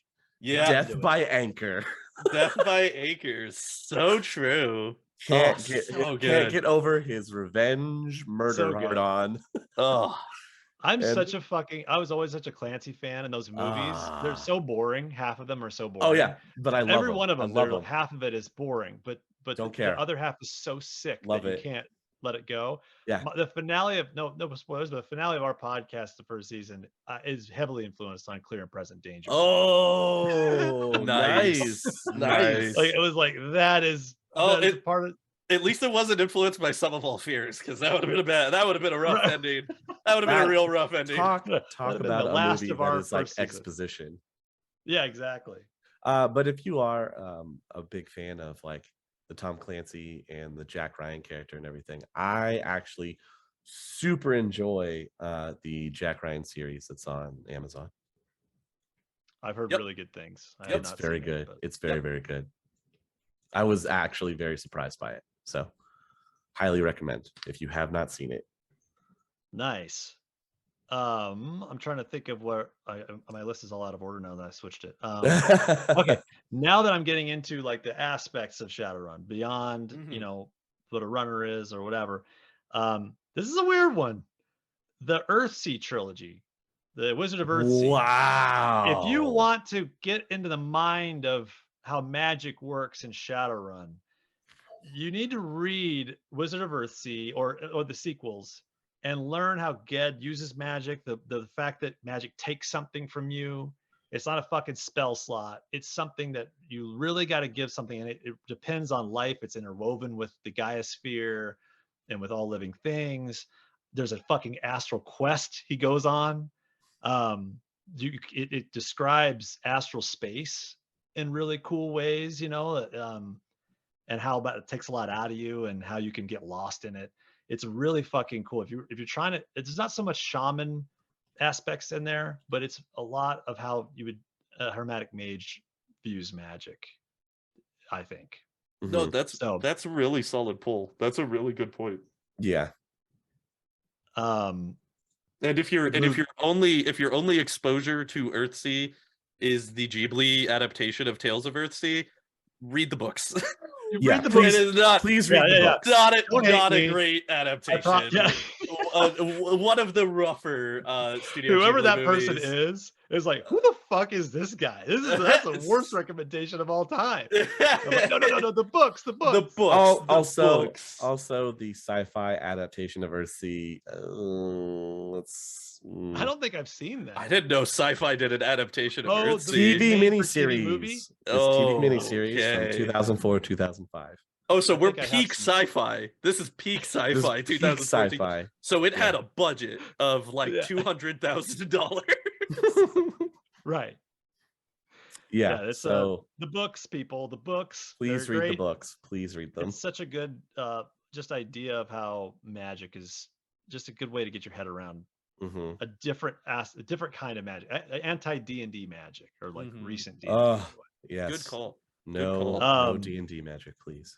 Delving into other aspects, I have the Warriors, as if you want to watch something and just see how ridiculous gangs, the vision from a 70s 80s future, looking forward to what gangs would become and to the Shadowrun setting. The Warriors, it's got the Barons in it. It's got the attitude. It's got the camaraderie of downtrodden fucking piss-ons in this society, but they have each other and they're against all odds. The Warriors, man, it's just fucking badass. Can you dig Dig it? it. I would also like to say, as an honorable mention, highly recommend the Warriors video game that Rockstar Fuck put out. Yeah. Nobody shit. that I Yeah. know ever played it, and it is literally a direct prequel to the movie, and the entire back half of the game is the movie, but Mhm. all of the setup, like you said, you get that relationship building between these people, you get that characterization. It's that era of Rockstar where they had something to prove still. just 10 out Unlike- of 10s across the board, dude. They That punched- whole run. They punched up. Rockstar They punched up back then. It was, they were doing Red Dead, the first Red Dead Revolver. The first Red They were Dead doing a lot of Revolver. weird, Yeah. cool fucking shit. Which is a weird West game that I love that. like Super Red fun. Dead, everybody just got on board with Redemption, and it is fantastic. But that is a Western, and Red Dead Revolver is a weird West game, and it is Yep. amazing. It is one of my favorites. I was one of the ones that came to Redemption after Revolver. Yes. thinking, And I "Cool, was like, more of excited. that." Yeah, I was But it excited. I was No, like, it wasn't yeah, even I was close. like, oh, Was we're not even continuing close. the story of Red from Nope. Red Dead Revolver No, with Right. the burned hand. I was pleasantly right? surprised. Yeah. Blown away by what Yeah. the spiritual successor of what that was, and Yes. delving into what else was Western about it. But, But not a pig Josh in sight in Red Dead Redemption. Let me Nope. tell you, man. Nope. Big Nope. Oh man. I feel Yeah. like I do feel like they tried to give it some of those legs in the DLC content that they released for Red Dead Yeah. Redemption. Undead you- Nightmare. a little Yeah, wackier. Undead Nightmare for the Mhm. zombie and everything. Mhm. But Yep. that was still in the era when like zombies were starting to be the new hotness for media. So But that Yes. that Warriors Rockstar game, that is my yeah, favorite Rockstar game of all time. More than Grand Theft Auto, more than It's any of the incredible. Red Deads. I love that game. it was a And sleeper game. And I also love the Warriors. So the fact that you Yeah. incorporated the Warriors, dude, I'm on board The Warriors- 1,000%. It's 1,000%. also kind of an RPG too, like in the Yes. sense that Yeah. it's like, and during that time where they were kind of experimenting with like GTA San Andreas, Yeah. the Yeah. leveling your character Yep. up kind of Yeah. Well, thing. that and and it the, like, the actually gang worked. aspect thing too. Yeah, it actually Yeah. worked in Warriors. Yeah. Also Mhm. around the same time as Bully, right? Yep. Yeah. Same era Yes, during. yeah, same era. Again, PS2 era Rockstar is the best era of Rockstar. 100%. Vice City, Yep. Warriors, Bully, Vice City. Red Vice Dead City will Revolver. be my favorite Grand Theft Auto of all time forever. 1,000%. Vice City was where it's at. Shadowrun. Yeah, It's there's your Yes. vibes. it's the only one that has Ray Liotta, so it is 1,000% the best Grand Theft Auto. forever immortalized in video game form. Oh, yeah. yeah. But great pick. I love that choice for the Warriors. That is No, so that's very good. Yeah, man. I was it's- already blown away by the Earthsea pick. Like, Oh, cool. Like- I'm doing weirder shit. I like it. And I like I'm in for it. Yeah, like the Halloweeners are just weirder versions of the Baseball Furies in my mind now. That is 100%. Exactly. Yeah, that is Exactly. 100%. It's these bizarre gangs that personify some weird aspect that you would All associate with gangs. all aspects of like 1970s New York culture, though, which is like the cool Right. thing about it, because you have the boppers, which are like the jazz and like disco guys. You've got like who are the ones that are always on roller skates that are just like Oh, yeah. that attack him in the bathroom? Like it's so crazy. It is such this favorite weird line from that film for me. The chicks are packed. The is my chicks are favorite. packed. When they get The chicks attacked are by the packed. Lizzies, yeah, the chicks are packed. Chicks So are packed. good. so good, Oh. you guys. My last pick, Number one And- pick here. and you actually mentioned it a little bit earlier, Austin, is Repo Man. Ah, Repo Man is, if you strip away cyberpunk, Repo Man is Shadowrun. It's Yeah. the vibes, at least early editions of Shadowrun. I'm Mhm. a second, we play second edition games. Second edition is kind of my edition of Shadowrun that I like to play. And Repo Man to me is like, it's punk as fuck. It is 80s punk culture all the way to the nines, like cranked to a fucking 11. It's got this dystopian future, but in modern sort of setting of consumerism. All the products are just this weird, all the, soda is just cans that say soda on it in Mhm. markets. They don't Very point it out. It's sterile. just Yeah, very sterile, mega like corporate Mega corporate, branding ownage. Yeah. right? And just how just a blase, how unhappy he is as just a resident in that life as a young Ordinary fucking people, man. ordinary fucking Ordinary people. fucking people. Yeah. It's such a good, you know, it's such a good commentary on consumerism, on just and also finding your place in the world, like your people, Mhm. with the fucking Repo Man. The whole Mm, bizarre mhm. backstory on the Repo Man code and all that shit is so quirky and weird, which I think is to me so central to Shadowrun, because you got Cyberpunk, you got Cyberpunk 2020, you got Cyberpunk Red. There's obviously some quirkiness in there, but nothing beats Shadowrun when you mix in fucking elves and dwarves and orcs. It's weird. It's this wonderful weirdness, you know. I also got to say that I feel like Shadowrun hits that 80s vibe a little harder than Cyberpunk 2077 or Cyberpunk Red does. Cyberpunk Red and Cyberpunk 2077 are taking that whole idea of human integrating technology into themselves to the nth degree, and this just progressing in that way. And yeah, they have the big corporations that are also doing the same thing, but in the Shadowrun setting, you get hit with that 80s punch a lot more than you do. Yeah, people have cyber limbs, but they're not as like gaudy or flashy as you would see in Cyberpunk Red or Cyberpunk 2077. They're much more like aesthetic than or Mhm. they're much less aesthetic and much more practical. Yeah. Is how I've always felt about the way that Shadowrun augmentation is always represented and shown. And I to mean, me, the escapism in Shadowrun is so. That's to me what I love Shadowrun. When I play even Cyberpunk 2077 or whatever, I get to a point where I'm like, okay, I got to put this down for a bit. Like it's so real. It feels like this is where we're headed. Like yes. it's so heavy. Whereas Shadowrun, it's like is anytime there's still you tackle heavy themes. You've got all that shit you can play with as a dystopian future. But at the end of the day, it's an elf I'm talking to, and I just got to check myself and go, this is fun. I'm just having fun. It's ridiculous. Well, it's funny because one of the things that I mentioned to Easy early on when we first started doing Sinless, because that was my introduction to Shadowrun. Like I'd known about the property, but I didn't know anything about it. You know, I knew that it was cyberpunk fantasy and it was a tabletop system, and that was literally all I knew about Shadowrun. And when we first started doing Sinless, pretty early on, I remember talking to Easy about it and telling him my favorite thing about Shadowrun is the day-to-day interaction, because that's Yeah. where some of the most interesting shit in Shadowrun comes out of. Like Yeah. doing the runs, setting up the job, doing the heist, doing the combat is all super enjoyable and very fun. But like the fact that my character's crux story right now is that I'm trying to start a clothing fabrication business, and that is my character story, is incredible to me, because I would never Yeah. think that that would be something that I would care for. But like having those interactions and just living in that world is like the coolest aspect of Shadowrun to me. That tackles something huge for me too, in the sense that, like, I was going to bring this up when you mentioned when we were talking about Neuromancer and also just these other movies. I think something that's so important, at least to me, in cyberpunk, is that super intimate personal story. Like Blade Runner, it's about a guy who kills machines Mhm. that look like humans, right? It's not about the revolution. It's not about it's about him coming to terms with what is humanity, and Yeah, what makes it's someone human. questioning the existence of humanity. Yeah. It's a racist that has to confront his racism and realizing that he's a racist and that sucks. And maybe he's what he hates, right? Yeah. It's like Right.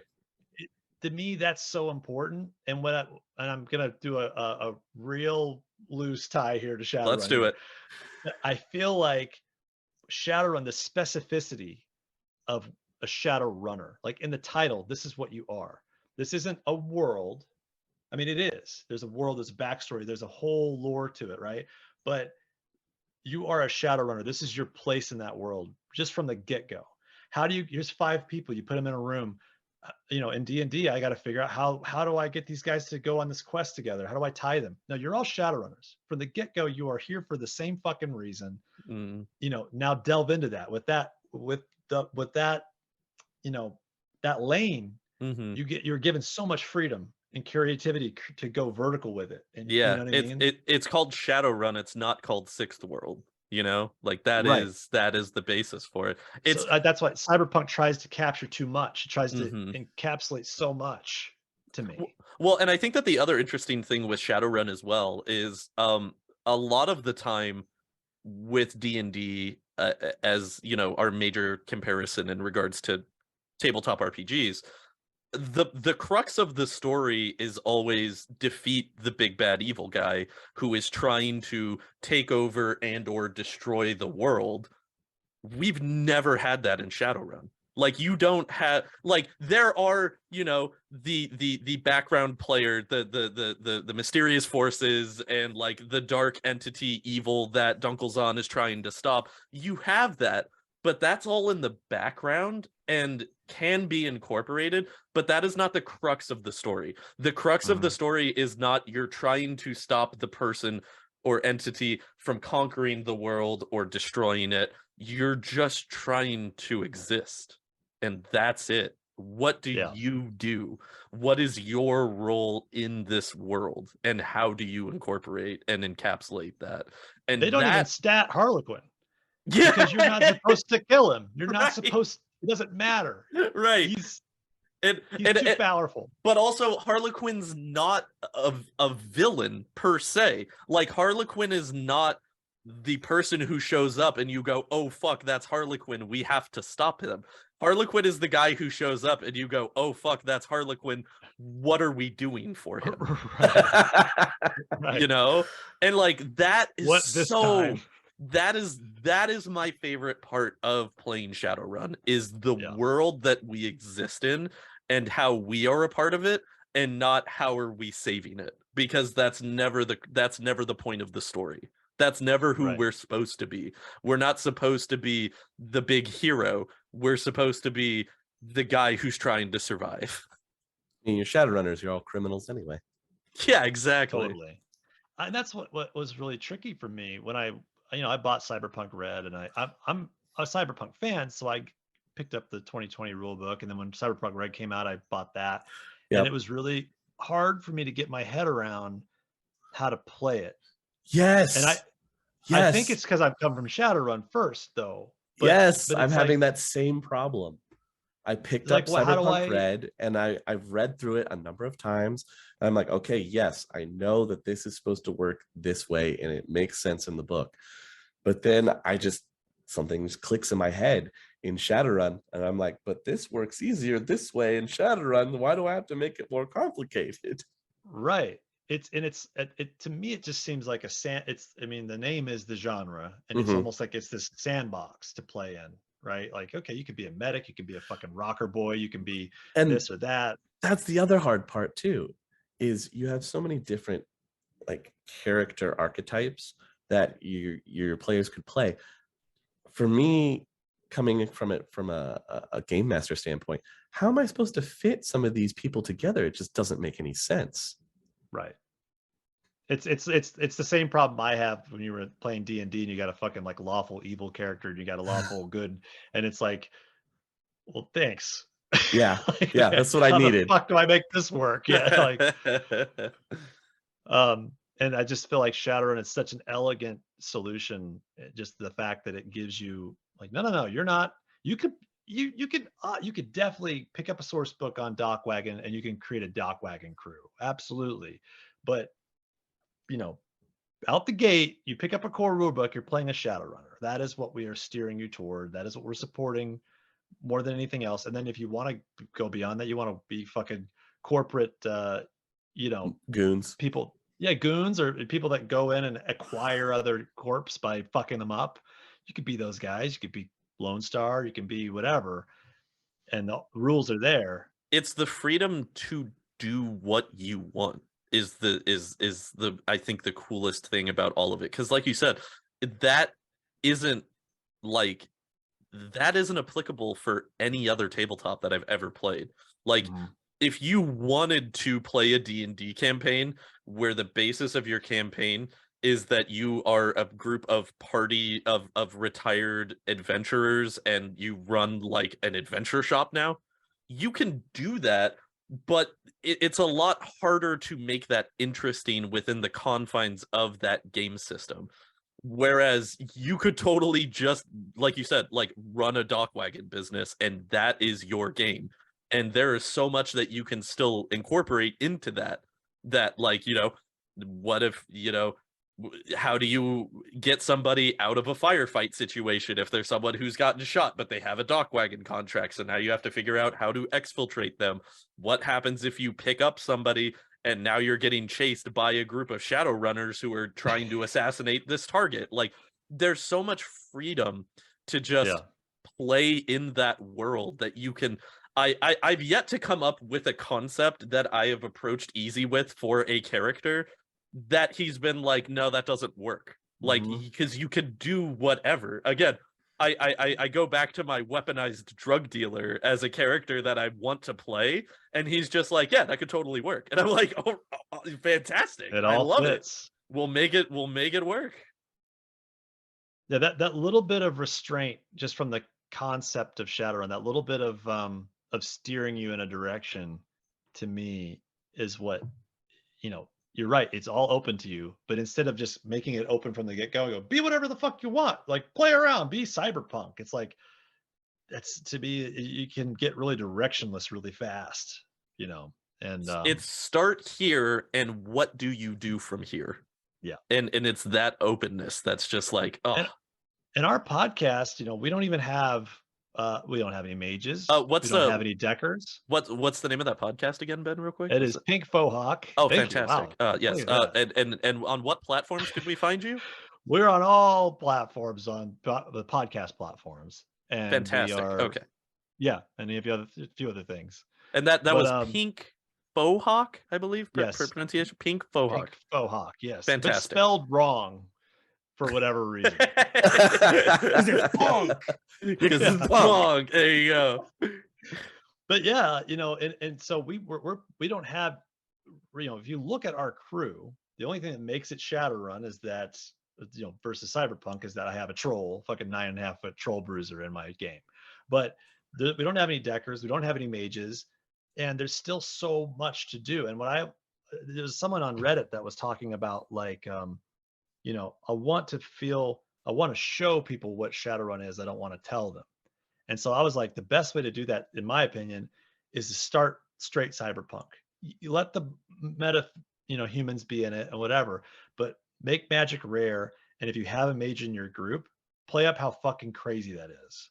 And slowly just keep it straight cyberpunk, because what's so sick about Shadowrun is it's got all that cyberpunk does. And then you start pulling that curtain back, and there's so much more. It's like, oh, you thought the fucking corporations were the biggest bad guys? Guess what? There's fucking horrors. There's dragons. Oh, you thought dragons were bad? There's fucking horrors. Like, it just keeps going. So the cyberpunk aesthetic is the first layer of Shadowrun, and then as soon as you get past it, yeah, exactly. But then as soon as you get past the cyberpunk aesthetic, it's everything else that's just like, again, some of the things that we've done in Cyberpunk, that we've done in Shadowrun, are things that I will just never experience in any other tabletop, because the availability of that is just there. Can I share a realization I've had over the course of this podcast? Yes, please. So when we're talking about like D&D, and there's like, you want to be these grand old heroes and have this grand destiny, that was kind of how I wrote my character for Shadowrun, was to have this like really tragic backstory where he was expecting some epic confrontation, and he was going to take down this big old bad guy. And then, I guess, spoilers for the end of Sinless season 1, still check it out, Sinless season 1.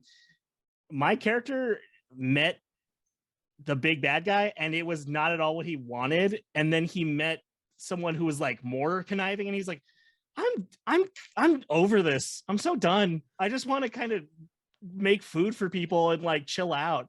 And for me, there was something that was so cathartic about like being raised as a character who had this grand destiny in mind, and then to just go into the normality and that was enough was so powerful to me that I was just like, whoa, so you're telling me I could just be a person and then have like these narrative trappings and fun with it? So yeah, that's wow, cool. It's a good That's it's a good so Shadowrun. system. Yeah. Yeah. Oh yeah, 100%. Off of what you were saying, Tyler, as well. Not to give any spoilers here, but in season 2 of Sinless, a large part of my character's story that we haven't really delved into too deeply yet is the rejection of destiny. Like that is kind of one of the things that we will be talking about as well. And again, being able to approach that as like the counter D&D archetype is just so cool. It's so interesting. There's so much more you can do with it, and it's so sick. There's a lot of ways to run D&D. I'm gonna paint that right away. I know there's some people that are like, not all This is D&D is the like anti that. D&D podcast, Right? But you know, it is sort of geared toward you put this in front of someone and they're supposed to kill it and loot it and get that XP. You know, And here it's very combat's something last. It's heat. yes. We did not. The plan was not to go in and shoot everyone. The Yes, plan it's was the to last get in resort. and not Yeah. shoot a gun. Yeah, like not so, be seen. And on that point, I play a D&D 5e campaign as well. So I'm playing D&D at the same time while also doing this Shadowrun game with Easy. And I do love D&D. I don't want people to think that, again, that this is like the anti D&D Shadowrun is the superior tabletop, everything else sucks type of motif. But one of the things that I've incorporated from playing Shadowrun is trying to make my character, who is a bard, have violence be the last resort. Every situation that we get into in our campaign now is, well, what if we talk about this first? What if we approach this from a, maybe we can come to resolutions in this type of situation, and making combat the secondary instead of immediately running into, oh, that's the bad guy, stab him with the sword, resolve the problem. Like I've been breaching that more into my campaign group as well, where when we go into situations, I'm like, all right, you try talking to this guy, we're going to go scout out the rest of this location, get some intel, and kind of approach it from more of that standpoint instead of just guns blazing right out the door as much as possible. I'm so proud. A tear to so the eye. right Wiping away a tear from the eye. I super appreciate that, and I have to put in my few cents about that as well, in that I really feel like, for whatever reason, that D&D has just been kind of looked at as a hack and slash kind of RPG game. You end up, in my own experience, you end up with a lot of the time, you'll have somebody that's just a murder hobo. All they're there for is, I want the XP, I want the loot, I want the treasure, I want to kill fantastical creatures and be lauded as this big hero and everything. And I'm like, this is a role-playing game, and what you want to play is a tabletop adventure board game. Yeah. You want to play a dungeon crawler. You want to play Diablo, the board game. Yes, exactly. And it's like, that is not the most interesting thing about D&D. No, it's not. But it's really hard to try to get people in that mindset sometimes. And I feel like there are a few role-playing games that are out there that share that same aspect of Shadowrun, to be like, you are put on this level right out of the gate, you know you're a criminal, but do with that what you will. Whatever you want to make, and go for it. Also, there's again, no drive to leveling because you're leveled. You're like 95%, not 95%, maybe 80% of what your character is going to be out of the gate. That is also one of my favorite things, and it's one of the ways that I've sold some people on playing, or at least trying Shadowrun before, is it doesn't matter how experienced your character is. Any thug you come across on the street who pulls a gun can just annihilate you. by sheer luck or just being quicker on the draw. It doesn't matter. And that's what I love about Shadowrun. And I'm sure you'll get the power gamer that comes in every once in a while and be like, well, if I make a troll and I just max out body, and then I can just stand in front of a rocket launcher and tank I've got it. 5 allergies. Yeah, exactly. Assholes. It doesn't work that way. And if you try and build it, I'm gonna build something that's gonna one-shot it. I'm sorry. That's what's gonna happen. Yeah. It's such a paper, rock, scissors balance to it too, which is beautiful. Where Yes. it's like nothing is balanced in combat. Like combat's not balanced, at least in the earlier editions. There was not so much effort to make a fireball equal a bullet. It was like a fireball is a fucking fireball, man. Like you don't fight a fireball with bullets. I mean, you try to kill him first, but there's something about like, okay, that's a mage. I need to be faster than him. I need to kill him right away, or I need to figure out a way to give myself that advantage over that. Right? I'm a face. I'm not even fucking good at combat. So how do I deal? I'm a detective archetype from 2E. How the fuck do I even do this? It is so much more problem solving, I think, just at the core of the game of how combat's not the end all be all. In fact, it's probably the worst. The worst situation you could get in, especially in first, second, and third. I would say is deadly. The worst to get into. Combat is so inherently deadly, and then the recovery times are so long. So you're going into the next run wounded or still recovering, and it affects your skill rolls the whole way. Yes, like you get wounded at the beginning of a run. Oh god, and you're like, oh fuck it, like we got to change our plan because I was supposed to be doing this shit, and now I can't. I mean, I just think about with Sinless when we did the underwater lab and the fact that Spider went into it injured and was like, I guess we'll leave her in the control room because she's got like -2 to everything that she could do right now. So we gotta keep her safe and make sure she doesn't hurt worse. Like, yeah. And in hindsight, that mortality made that so much more terrifying. Yeah. Especially considering later things that are revealed in that episode. It's like, oh no. Yeah, you're but a person who can die. It makes it to where like finding a human in what is supposed to be in an abandoned underwater lab and having them interact with our injured teammate was the most terrifying thing that happened in that entire mission. Because you're like, I don't know. If he pulls a gun on her right now, is she gonna be able to do anything? Like, can this not go horribly awry in any way right now? And that is really, really cool. It's also like from a, we could dock GM to GM all day, but it's like, to me too, Shadowrun's so fun because there's less need in my mind to balance things. Because the balance, you trust your players to have to figure shit out. There's so much more reliance on their ingenuity, their problem solving skills to get around situations that like I don't have to worry about so much like, okay, how many skeletons do I put in this encounter and what are their level and what do they have, like abilities, whatever, versus the party level. It's none of that. It's like, here's a gang that can easily fucking kill you, or you could easily stomp them depending on how you approach this. And it's to me, nothing else really scratches that itch. It's just such a unique system. One other thing I did want to mention back to, though, in regards to what we were talking about earlier with D&D and the concept of like the having to always defeat the villain and like the importance of the adventurer more than the adventurer type of role that D&D gets labeled with again, or that it gets, labeled with a lot.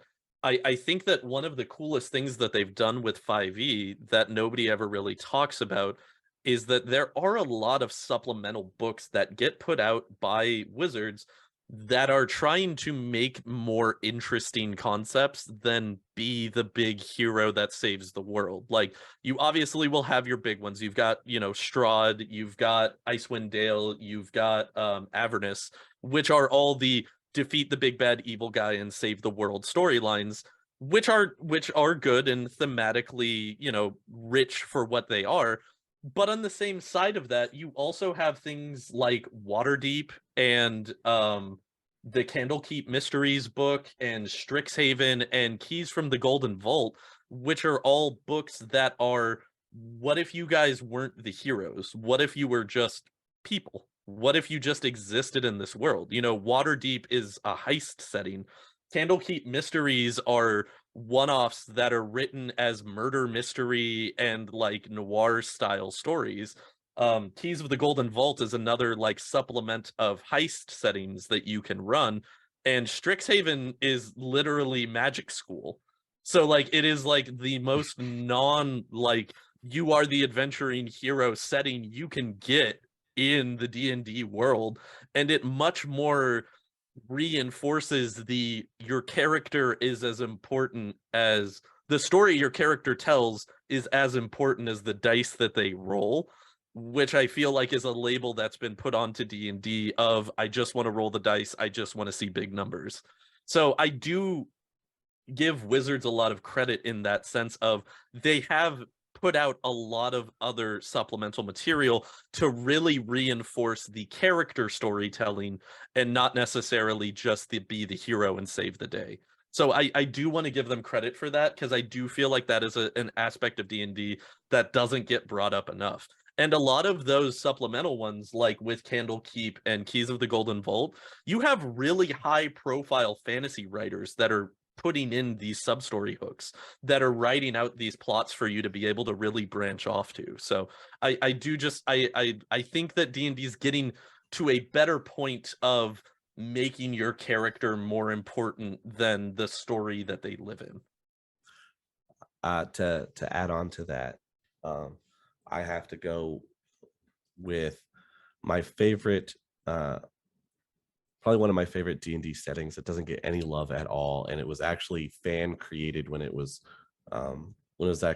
first released, and this was back in third edition, and it survived into fifth, and they released one book on it, and then haven't done anything else with it, and they should. Is Eberron. Eberron by far is the juiciest and most rich lore-wise D&D setting. You can run a whole political intrigue campaign in that setting with all of the different houses. It's basically like a Game of Thrones meets D&D. And there's so much more that you can do. I wish they would put more supplements out for that particular setting. But the funny thing too, though, is that is what they did with the Eberron book for 5e. The setting of the 5e Eberron book is the war is happening. Mm-hmm. You're in the background, like you're working for the different powers that be in this giant war. How do you want to help influence this? You know, like what do you do in the face of this giant thing that is already out of your control? Like, how do you interact to that? And uniquely for that particular setting in Eberron, there is a way that you can build your adventurers right out of the gate where they work for a patron that kind of almost sets them in that same lane that we were talking about with Shadowrun, like, you know, you're this thing.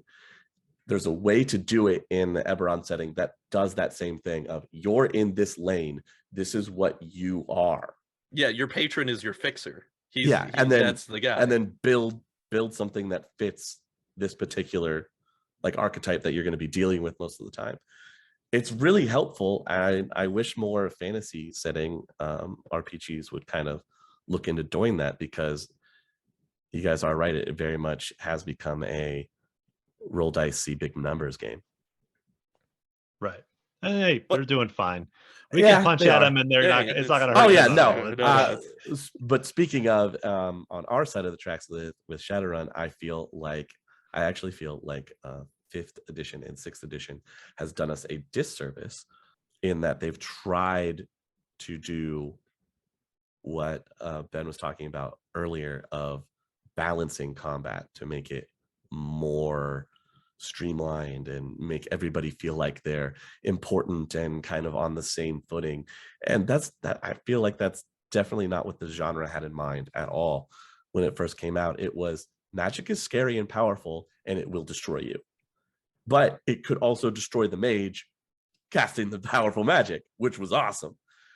And you knew the troll with the heavy armor and the big shotgun was probably going to blow you in half, and unless you drop them real fast. Right. So that is an aspect that I would like to get back to. I mean, that's why I enjoy 3rd edition so much, because I feel like it was the last edition where that uneven balance still existed, but it was still enough, that you were satisfied and happy with it. Yeah, I don't know, to plug my podcast again.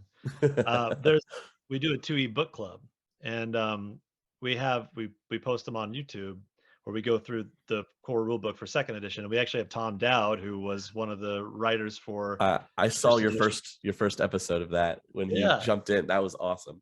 He said he's actually in all of them. He's showing up for all of our freaking. Fantastic. It's just insane, and so it's just become this like brain picking like session where we just ask him questions on what we're going through in that chapter, and he brought a lot of interesting insights and context to that era Mhm. of like, D&D was the big one.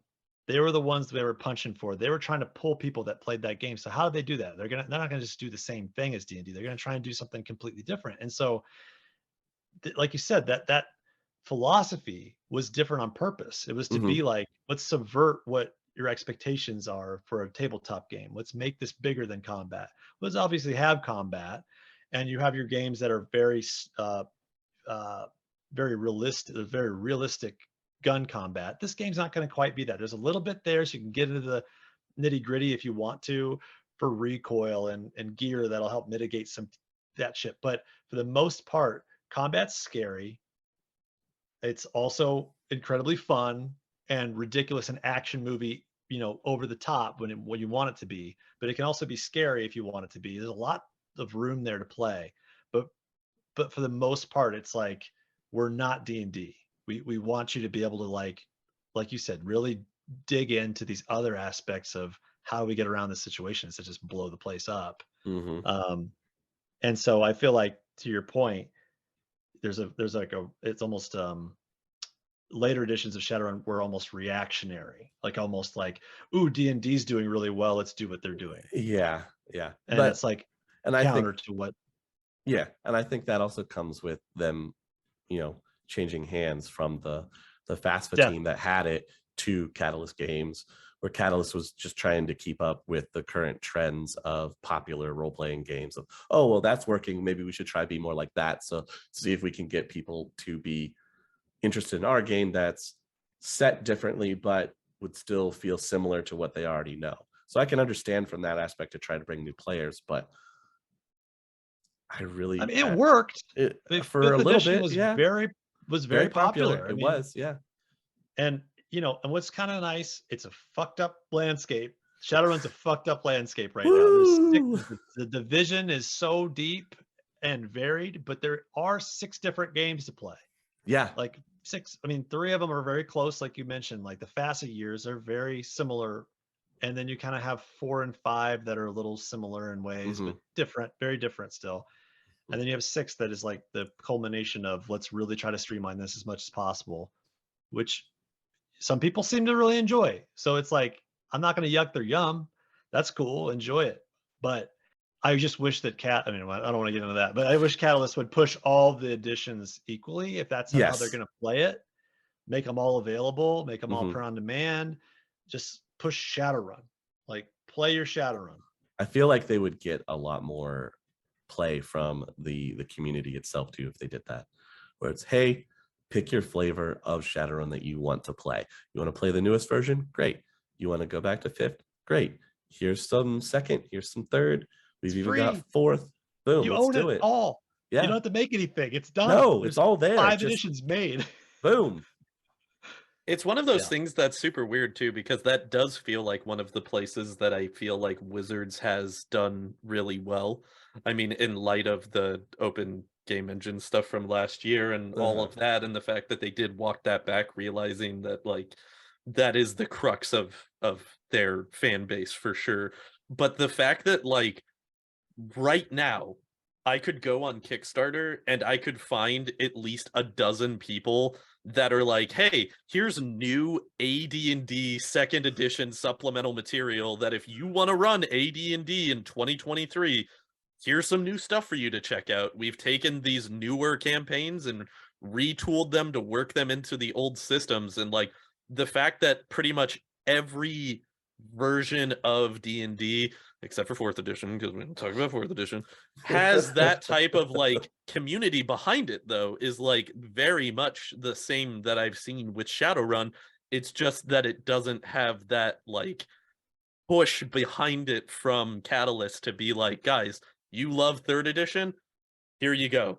We're going to support new 3rd edition that's going to come out for the people that want to play in that setting, that time frame, and that system.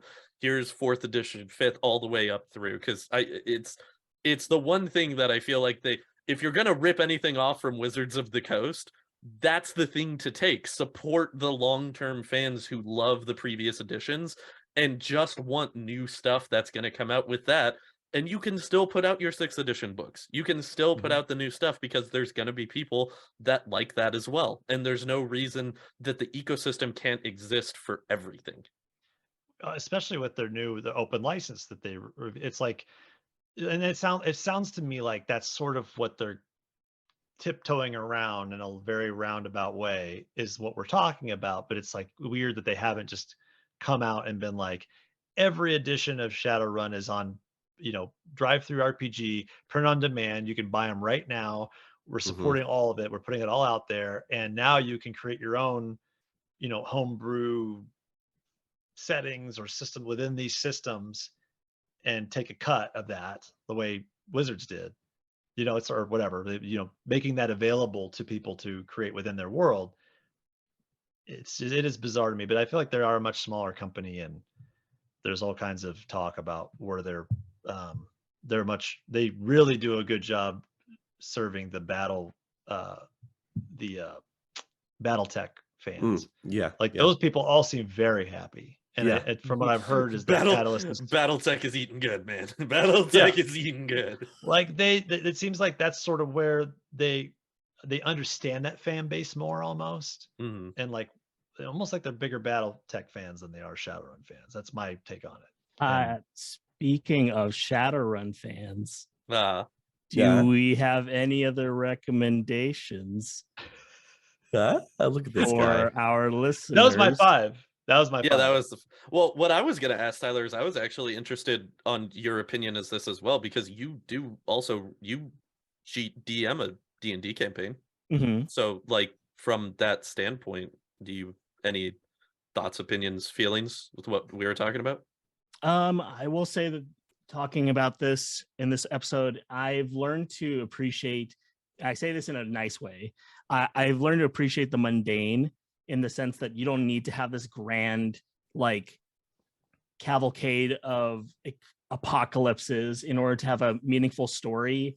And when you guys are talking about streamlining in RPGs, one of the things that come to mind is like they want everyone to be able to do everything, but when you're able to do everything, nothing really has meaning because you just are that powerful. Like, what's the point of worrying about getting shot with a gun if you just like survive everything? You're never feeling that sense of danger, which I'm learning to really fear and appreciate in Shadowrun. Yeah, that's beautifully put. Yeah, no, that's great. I agree. Well, guys, let's bring it back to the listing. We've gone off on big tangents here. It has been fantastic. I've actually enjoyed the conversation. For new people that are on their way into this genre, from everything that all of us have put together and said, what would you guys kind of agree on as some of the high notes from our individual lists to kind of put out there for people to experience that help put Shadowrun kind of help give them a taste for it? I know one of the ones I would suggest, actually, from Ben, from your list, that Earthsea recommendation. I did not think of that at all, and that is perfect for the magic aspect of Shadowrun. That is fantastic. I was gonna say also from Ben's list, I back the Warriors. Like my own feelings about the movie and the franchise and everything else aside, it is such a interesting way to like put forth the concept of outside of the box character development and Yeah. character creation that I don't think any other system incorporates. Like again, like you have a band as prominent in the Sixth World lore as the Halloweeners, and like they're straight up a gang out of the Warriors. Like they are. Like they have the aesthetic relevancy, like the themology to them and everything. Like it's just such a more interesting way to think of character design and creation and how that could fit into a tabletop system that that's definitely mine. I think that that's such a cool outside of the box cusp take that I just wouldn't have ever thought of. And I think that that fits in really, really well with the tone of Shadowrun. Tyler, what's your pick? Well, one of my major takeaways from this podcast is I have about, you can't see it here, I have about 13 movies and shows listed here that I was writing over the course of the podcast. No, but one of the things that you brought up, Austin, that I was like, oh man, I really need to revisit that because of how well that applies to this is Batman Beyond. And just like the amount of kinds of like superhero media out there that touches on this, I feel like I haven't explored as much of, and I'm interested and excited to check it out again. Another thing that I really like with Batman Beyond as well is I think that it does one of the most interesting takes on the hero life balance and the negative repercussions of it that no other series ever really touches on. Like every other series is the superhero origin story. Like take for example, like Spider-Man. Spider-Man, Peter Parker has to keep his secret identity because if people found out who he was and the fact that he's just a teenage kid, his friends and his family are in danger. But like that's never really a forefront of Peter's character arc. Like it's never really something that he actually struggles with or is like a detriment to him in the same way that it is with Terry in Batman Beyond. Like the entire first season of Batman Beyond is him adjusting to being a teenager and a superhero, and the fact that it sucks. Like it's a shit gig. Like he's constantly having issues in school because he falls asleep all the time because he's up all night being Batman. He's constantly having issues at home because his dad was killed by a gang, and his mom thinks that he's now like distancing himself from the family because of the fact that his dad is gone, and the strain that it puts on his relationship with his girlfriend because he's constantly keeping the secret to keep her safe, and the way that that incorporates itself into their just normal relationship. And like that is so fascinating to me that it is a series that was targeted at kids to go, guys, being a superhero kind of sucks. Like it's kind of a shitty, thankless gig, but like the pursuit of justice is what is the driving force there.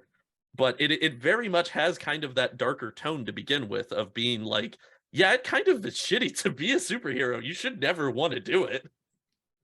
And again, tying into Shadowrun, being a Shadowrunner is the shitty existence, and it's kind of sucks to be a Shadowrunner like 90% of the time. It's that very noir, like Sam Archer or Sam Spade. I'm thinking like someone that's like his life actually fucking sucks, and the story he gets fucked by the end. He's double fucked. He started off fucked, and now he's super fucked. But he looks so fucking cool the whole time. You still want to be him for some reason. It's the worst life. Hey, dude, same with Blade Runner, man. Blade Runner. Deckard starts off in a shit job that he hates doing, and it just gets worse for him. Like over the course of the movie, everything just gets worse. And it never every really cyberpunk, that's about right. Yeah, it never really gets better, but it's the glitter, it's the glimmer in between. It's the moments of sun. It's that I watch him pour trace. a bourbon. I'm like, I want a bourbon. Yeah, right. I know it's Sunday at 9 a.m., but I want a bourbon. He walks out and he takes the drag on the cigarette and just like the release, and you're just like, dude, I get it. Like, like Man, I get it. After the long day, dude, like you need that moment, you know? Mhm. He looks out of his balcony, you're like, wow, what a view. When it's awful. It's such a good, yeah, I know. And so my pick out of all of these, I mean, here's the thing. Obviously, you took RoboCop because and with Heat, that's so quintessential to me too, of like just crime and just getting inside the mind of a criminal kind of thing and thinking that way. But when you, it's almost shame that I did not have Big Trouble in Little China on my list. That's kind of my biggest takeaway from here, because with Shadowrun, to me, if you're new to Shadowrun and you're not sure where to go with it, you know, if all else fails, if you're not sure about what cyberpunk is or whatever, embrace the weird. That's Shadowrun. Yes. You just embrace the fucking weird as far as you can 100%. take it, Yeah. and it's gonna be fucking Shadowrun. Yes. Mhm. You know? Yes. It's very much the moment to moment of that just happened. That just happened. That Right. okay, yeah, yeah. The 6 foot tall guy in the middle of the alley, and I ran over with light coming out of his eyes. His buddy's hanging up on wires, cutting everybody to ribbons. Like, yeah, that's Shadowrun. That's just the Right. insanity of, yeah, okay, I guess that can happen in this world. How do we deal with it? Yeah. I literally was thinking of an NPC that I wanted to be some kind of shithead, terrible runner from their past that they never wanted to work with again. And I thought, Skunk, that sounds like a fucking shitty runner name. And then I'm like, let me go with that further. He has a skunk stripe in his hair that carries down into his beard and goatee It's down so to his cool. neck. I love that. It's a skunk. It's skunk, but it fits Shadowrun. It's just, there's nothing more to him other than he just sucks. And his I would name's Skunky never with ever want to run with that person ever in the shadows. you don't want a text from him. You do not want him. Yeah. It already No. sounds awful. And I don't even know anything about him. Just the description itself and his runner name. I'm like, nah, hard pass. Yeah. Get out of Do you here. know I don't wanna anybody work with else, Skunk. please? Literally anybody. I'll take Ratfink over Skunk. And that's Shadowrun. It's just you can Yeah. go. It's like the Halloweeners. Like just take that concept and go crazy with it, and that's Shadowrun. Ben, I think you would appreciate that we had discussed it earlier, and this is again referencing Big Trouble in Little China. We are 100% positive that Lung's human form, he is Lopan. That is fact now in my mind. He is That in is fact awesome. Lopan. Yep. Lug's backstory is literally that he is a triad antiquities dealer. He is Lopan. There you Like, go. he's A just triad 100%. antiquities dealer trying to get a green-eyed bride. Bro, like, It's his With whole specific run taste in arc. women. Yeah, Yep. yeah. yeah. It's enough. It's Imagine always enough. Imagine that being the Shadowrun. You're doing a run for Lung, you don't realize it, and your run is to kidnap this green-eyed girl from a wedding. Kill him a green-eyed woman. Yeah. Green-eyed woman. Like, Time for some legwork. Having thoughts over here. We're gonna write some things down. I want to do a Shadowrun mission where we're just playing matchmaker and we're just like gassing a guy up so that we make him date. And it's like, I would get such a kick out of that. If we ever get a live action Shadowrun movie and there is a live action Lung, he better be played by James Hong. Is all I'm Oh saying. yeah, that's It better be played by Oh my James then Hong. it's got to happen soon. Then Oh yeah. He's getting up there. yeah, exactly. He's a young 94, guys. He's a young Young. 94. young 94. Perpetually young 94. I'm saying. He was 91 in Blade Runner. And He's- now somehow he's not just 94. It's very true. Time. It's a weird thing. It's a construct. Time is a It construct. really is. It's circular and it's somehow circling him. I don't know. True. Well, speaking of time, I think we are fast approaching our end time for the evening. I have greatly appreciated these lists that you guys have brought forward. Ben, I really want to thank you for being a part of this podcast, taking the time out to join us in indulging in our love of Shadowrun. It has That was been a blast, guys. great fun. Once again, if you could just let all our viewers and listeners know where They're so can they sick of me now. find you. They're so sick of me. You know what? Yeah, We're gonna plug you until they're just like, you know what? They've said it like 6 times now. I'm gonna go listen to Spike everything. subscribe. Yeah. I'm gonna Subscribe. I'm gonna go listen to every episode so I can systematically tell them why I hate it on Reddit. Yes, thank you. Yes, let's do Hey. anti-marketing. There's no bad publicity. Slap that subscribe button. Yeah, you can click here and here or here or here. Slap that subscribe button out of malice. Do it because you don't want to. Right, slap it like it's me. Okay, right across the fucking kisser. Yeah, Pink For those- Fohawk is our podcast. For those of you If who you're not can't see Ben, because this is an audio only podcast, he has a beautiful Fair. face that you never want to slap. So don't do that. Don't do it out of very that. punchable. Not true. Yes. Not kissable is the word that I would use. That's how I would describe it. Wow, Shadowrun After Dark. Yeah, if Nuzzleable. you're not sick of me, you can check out our podcast. It's Pink Fohawk. You can search us, and we'll show up in any podcast thing. And we have a Discord thing, and we have a YouTube thing, and Twitter thing. Do all the things. All right, all the things. Thank you guys for having me on. This was really fucking fun. It's awesome Thank you for meeting you coming. guys in person. And Yeah. I love the Shadowrun on Empty. I'm loving what you guys are all doing, and obviously the actual play as well. So keep it Well, up. More fucking Shadowrun content, man. We Good are. night. We're gonna try and keep it up. And if you guys, what a great way segue into this, huh? How you know what's coming? If you want to help us keep all this delicious lore coming to your ears and our sinless actual play keeping us going and help keeping the lights on for us, you can give us just 5 new yen. 5 new yen a month over on patreon.com/critical_hits. You get all the bells and whistles as well. You get peeks behind the curtain. You get to see upcoming stuff that we have planned, upcoming artwork over on our Discord. You get to submit your questions directly to us that we answer on our Patreon exclusive version of our podcast, Worm Talk, of which a new one is going to be on the way pretty soon. Keep your ears open. And you also get shouted out at the end of every episode of Sinless, and Sinless Season 2 is a rockin' now. So be on the lookout for all of that. You guys, I'm super stoked. Austin, Tyler, do you have anything else you would like to add for the evening? Awesome. You're I see the light on.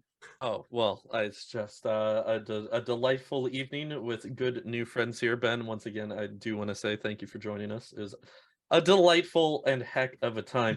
And again, if you haven't already been checking out the Pink Oh, Fohawk my God. podcast, Wow. please do yourself a favor. I'm in a as soon time as this loop. episode, as This soon as this man. podcast right now is over, Help. hit that subscribe button. Check out the Pink You Fohawk. can't escape. Give them $5. Put $5 into their Patreon, and then you can subscribe to my bullshit. Yep. Yes. Subscribe to And the there you Critical go. Hits Patreon and said, "I'm here to support Pink Fohawk" in your subscription message. We will appreciate it. We would love to see it. Please do Oh, it. it's how we'll afford to put "In the Arms of an Angel" by Sarah McLachlan underneath your entire $5 pitch. It's the only way we're going to afford that song for you pulling Have the. you ever felt like slapping a podcast host?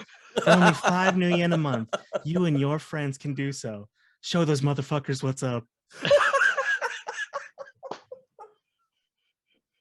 It's like the Aaron Paul. We do like the Aaron Paul fucking Oh, jeez. approach. You want to slap me? $5. Go for it, man. As far as like my last comment, sorry, Ben, it is so good to meet you. I love the intersection of Shadowrun, but also talking about philosophy. This is a new thing that I'm discovering that I'm like, oh man, I need more of this. But I cannot tell you guys enough out there in the listener land. As an audiophile, listening to the Pink Fohawk is like I'm watching a movie without the visuals, yet the story is vivid in my mind. This man puts in work. It is chef's kiss. Check him out. God damn. You guys are so sweet. Ooh, we try to be sweet. That's why we need to get some more surprise guests, you guys, obviously, because Well, look at all this anytime. sweetness. I will not subject you to my crew because they don't know fucking shit about Shadowrun. we could They're have learning. But we could have a crew off. Who's learned more? I'll pit yeah, these two Tyler, you're against. such an eager learner. I'm jealous. I wish I had those in my fucking crew. Oh man, I have to every week. It's like I got to keep up with these guys. I'm like, oh, I remember that name. I definitely do. And I check through my really badly written notes. I'm like, nope, I don't remember. I don't remember. But I appreciate that. Well, Thank you guys. This was awesome. Ben, we might have to reach out to you again and bring you on for one of our Worm Talk episodes. I would love that. I would love to Awesome. see you Well, guys we will really put that in the do this. future. You guys, if you want to hear more, you know where to go. We've given you all the links. We don't need to say them again. But I want to one more time just thank everybody for showing up this evening, and listeners, thank you for tuning in, because you're what's making all of this possible and why we're doing it. And as always, you guys, we will see you on the next one. The Topps Company Inc. has sole ownership of the names, logo, artwork, marks, photographs, sound, audio, video, and/or any proprietary materials used in connection with the game Shadowrun. The Topps Company Inc. is granted permission to Critical Hits to use such names, logos, artwork, photographs, sound, audio, video, and/or any proprietary materials for promotional and informational purposes on its website, but does not endorse and is not affiliated with Critical Hits in any official capacity whatsoever.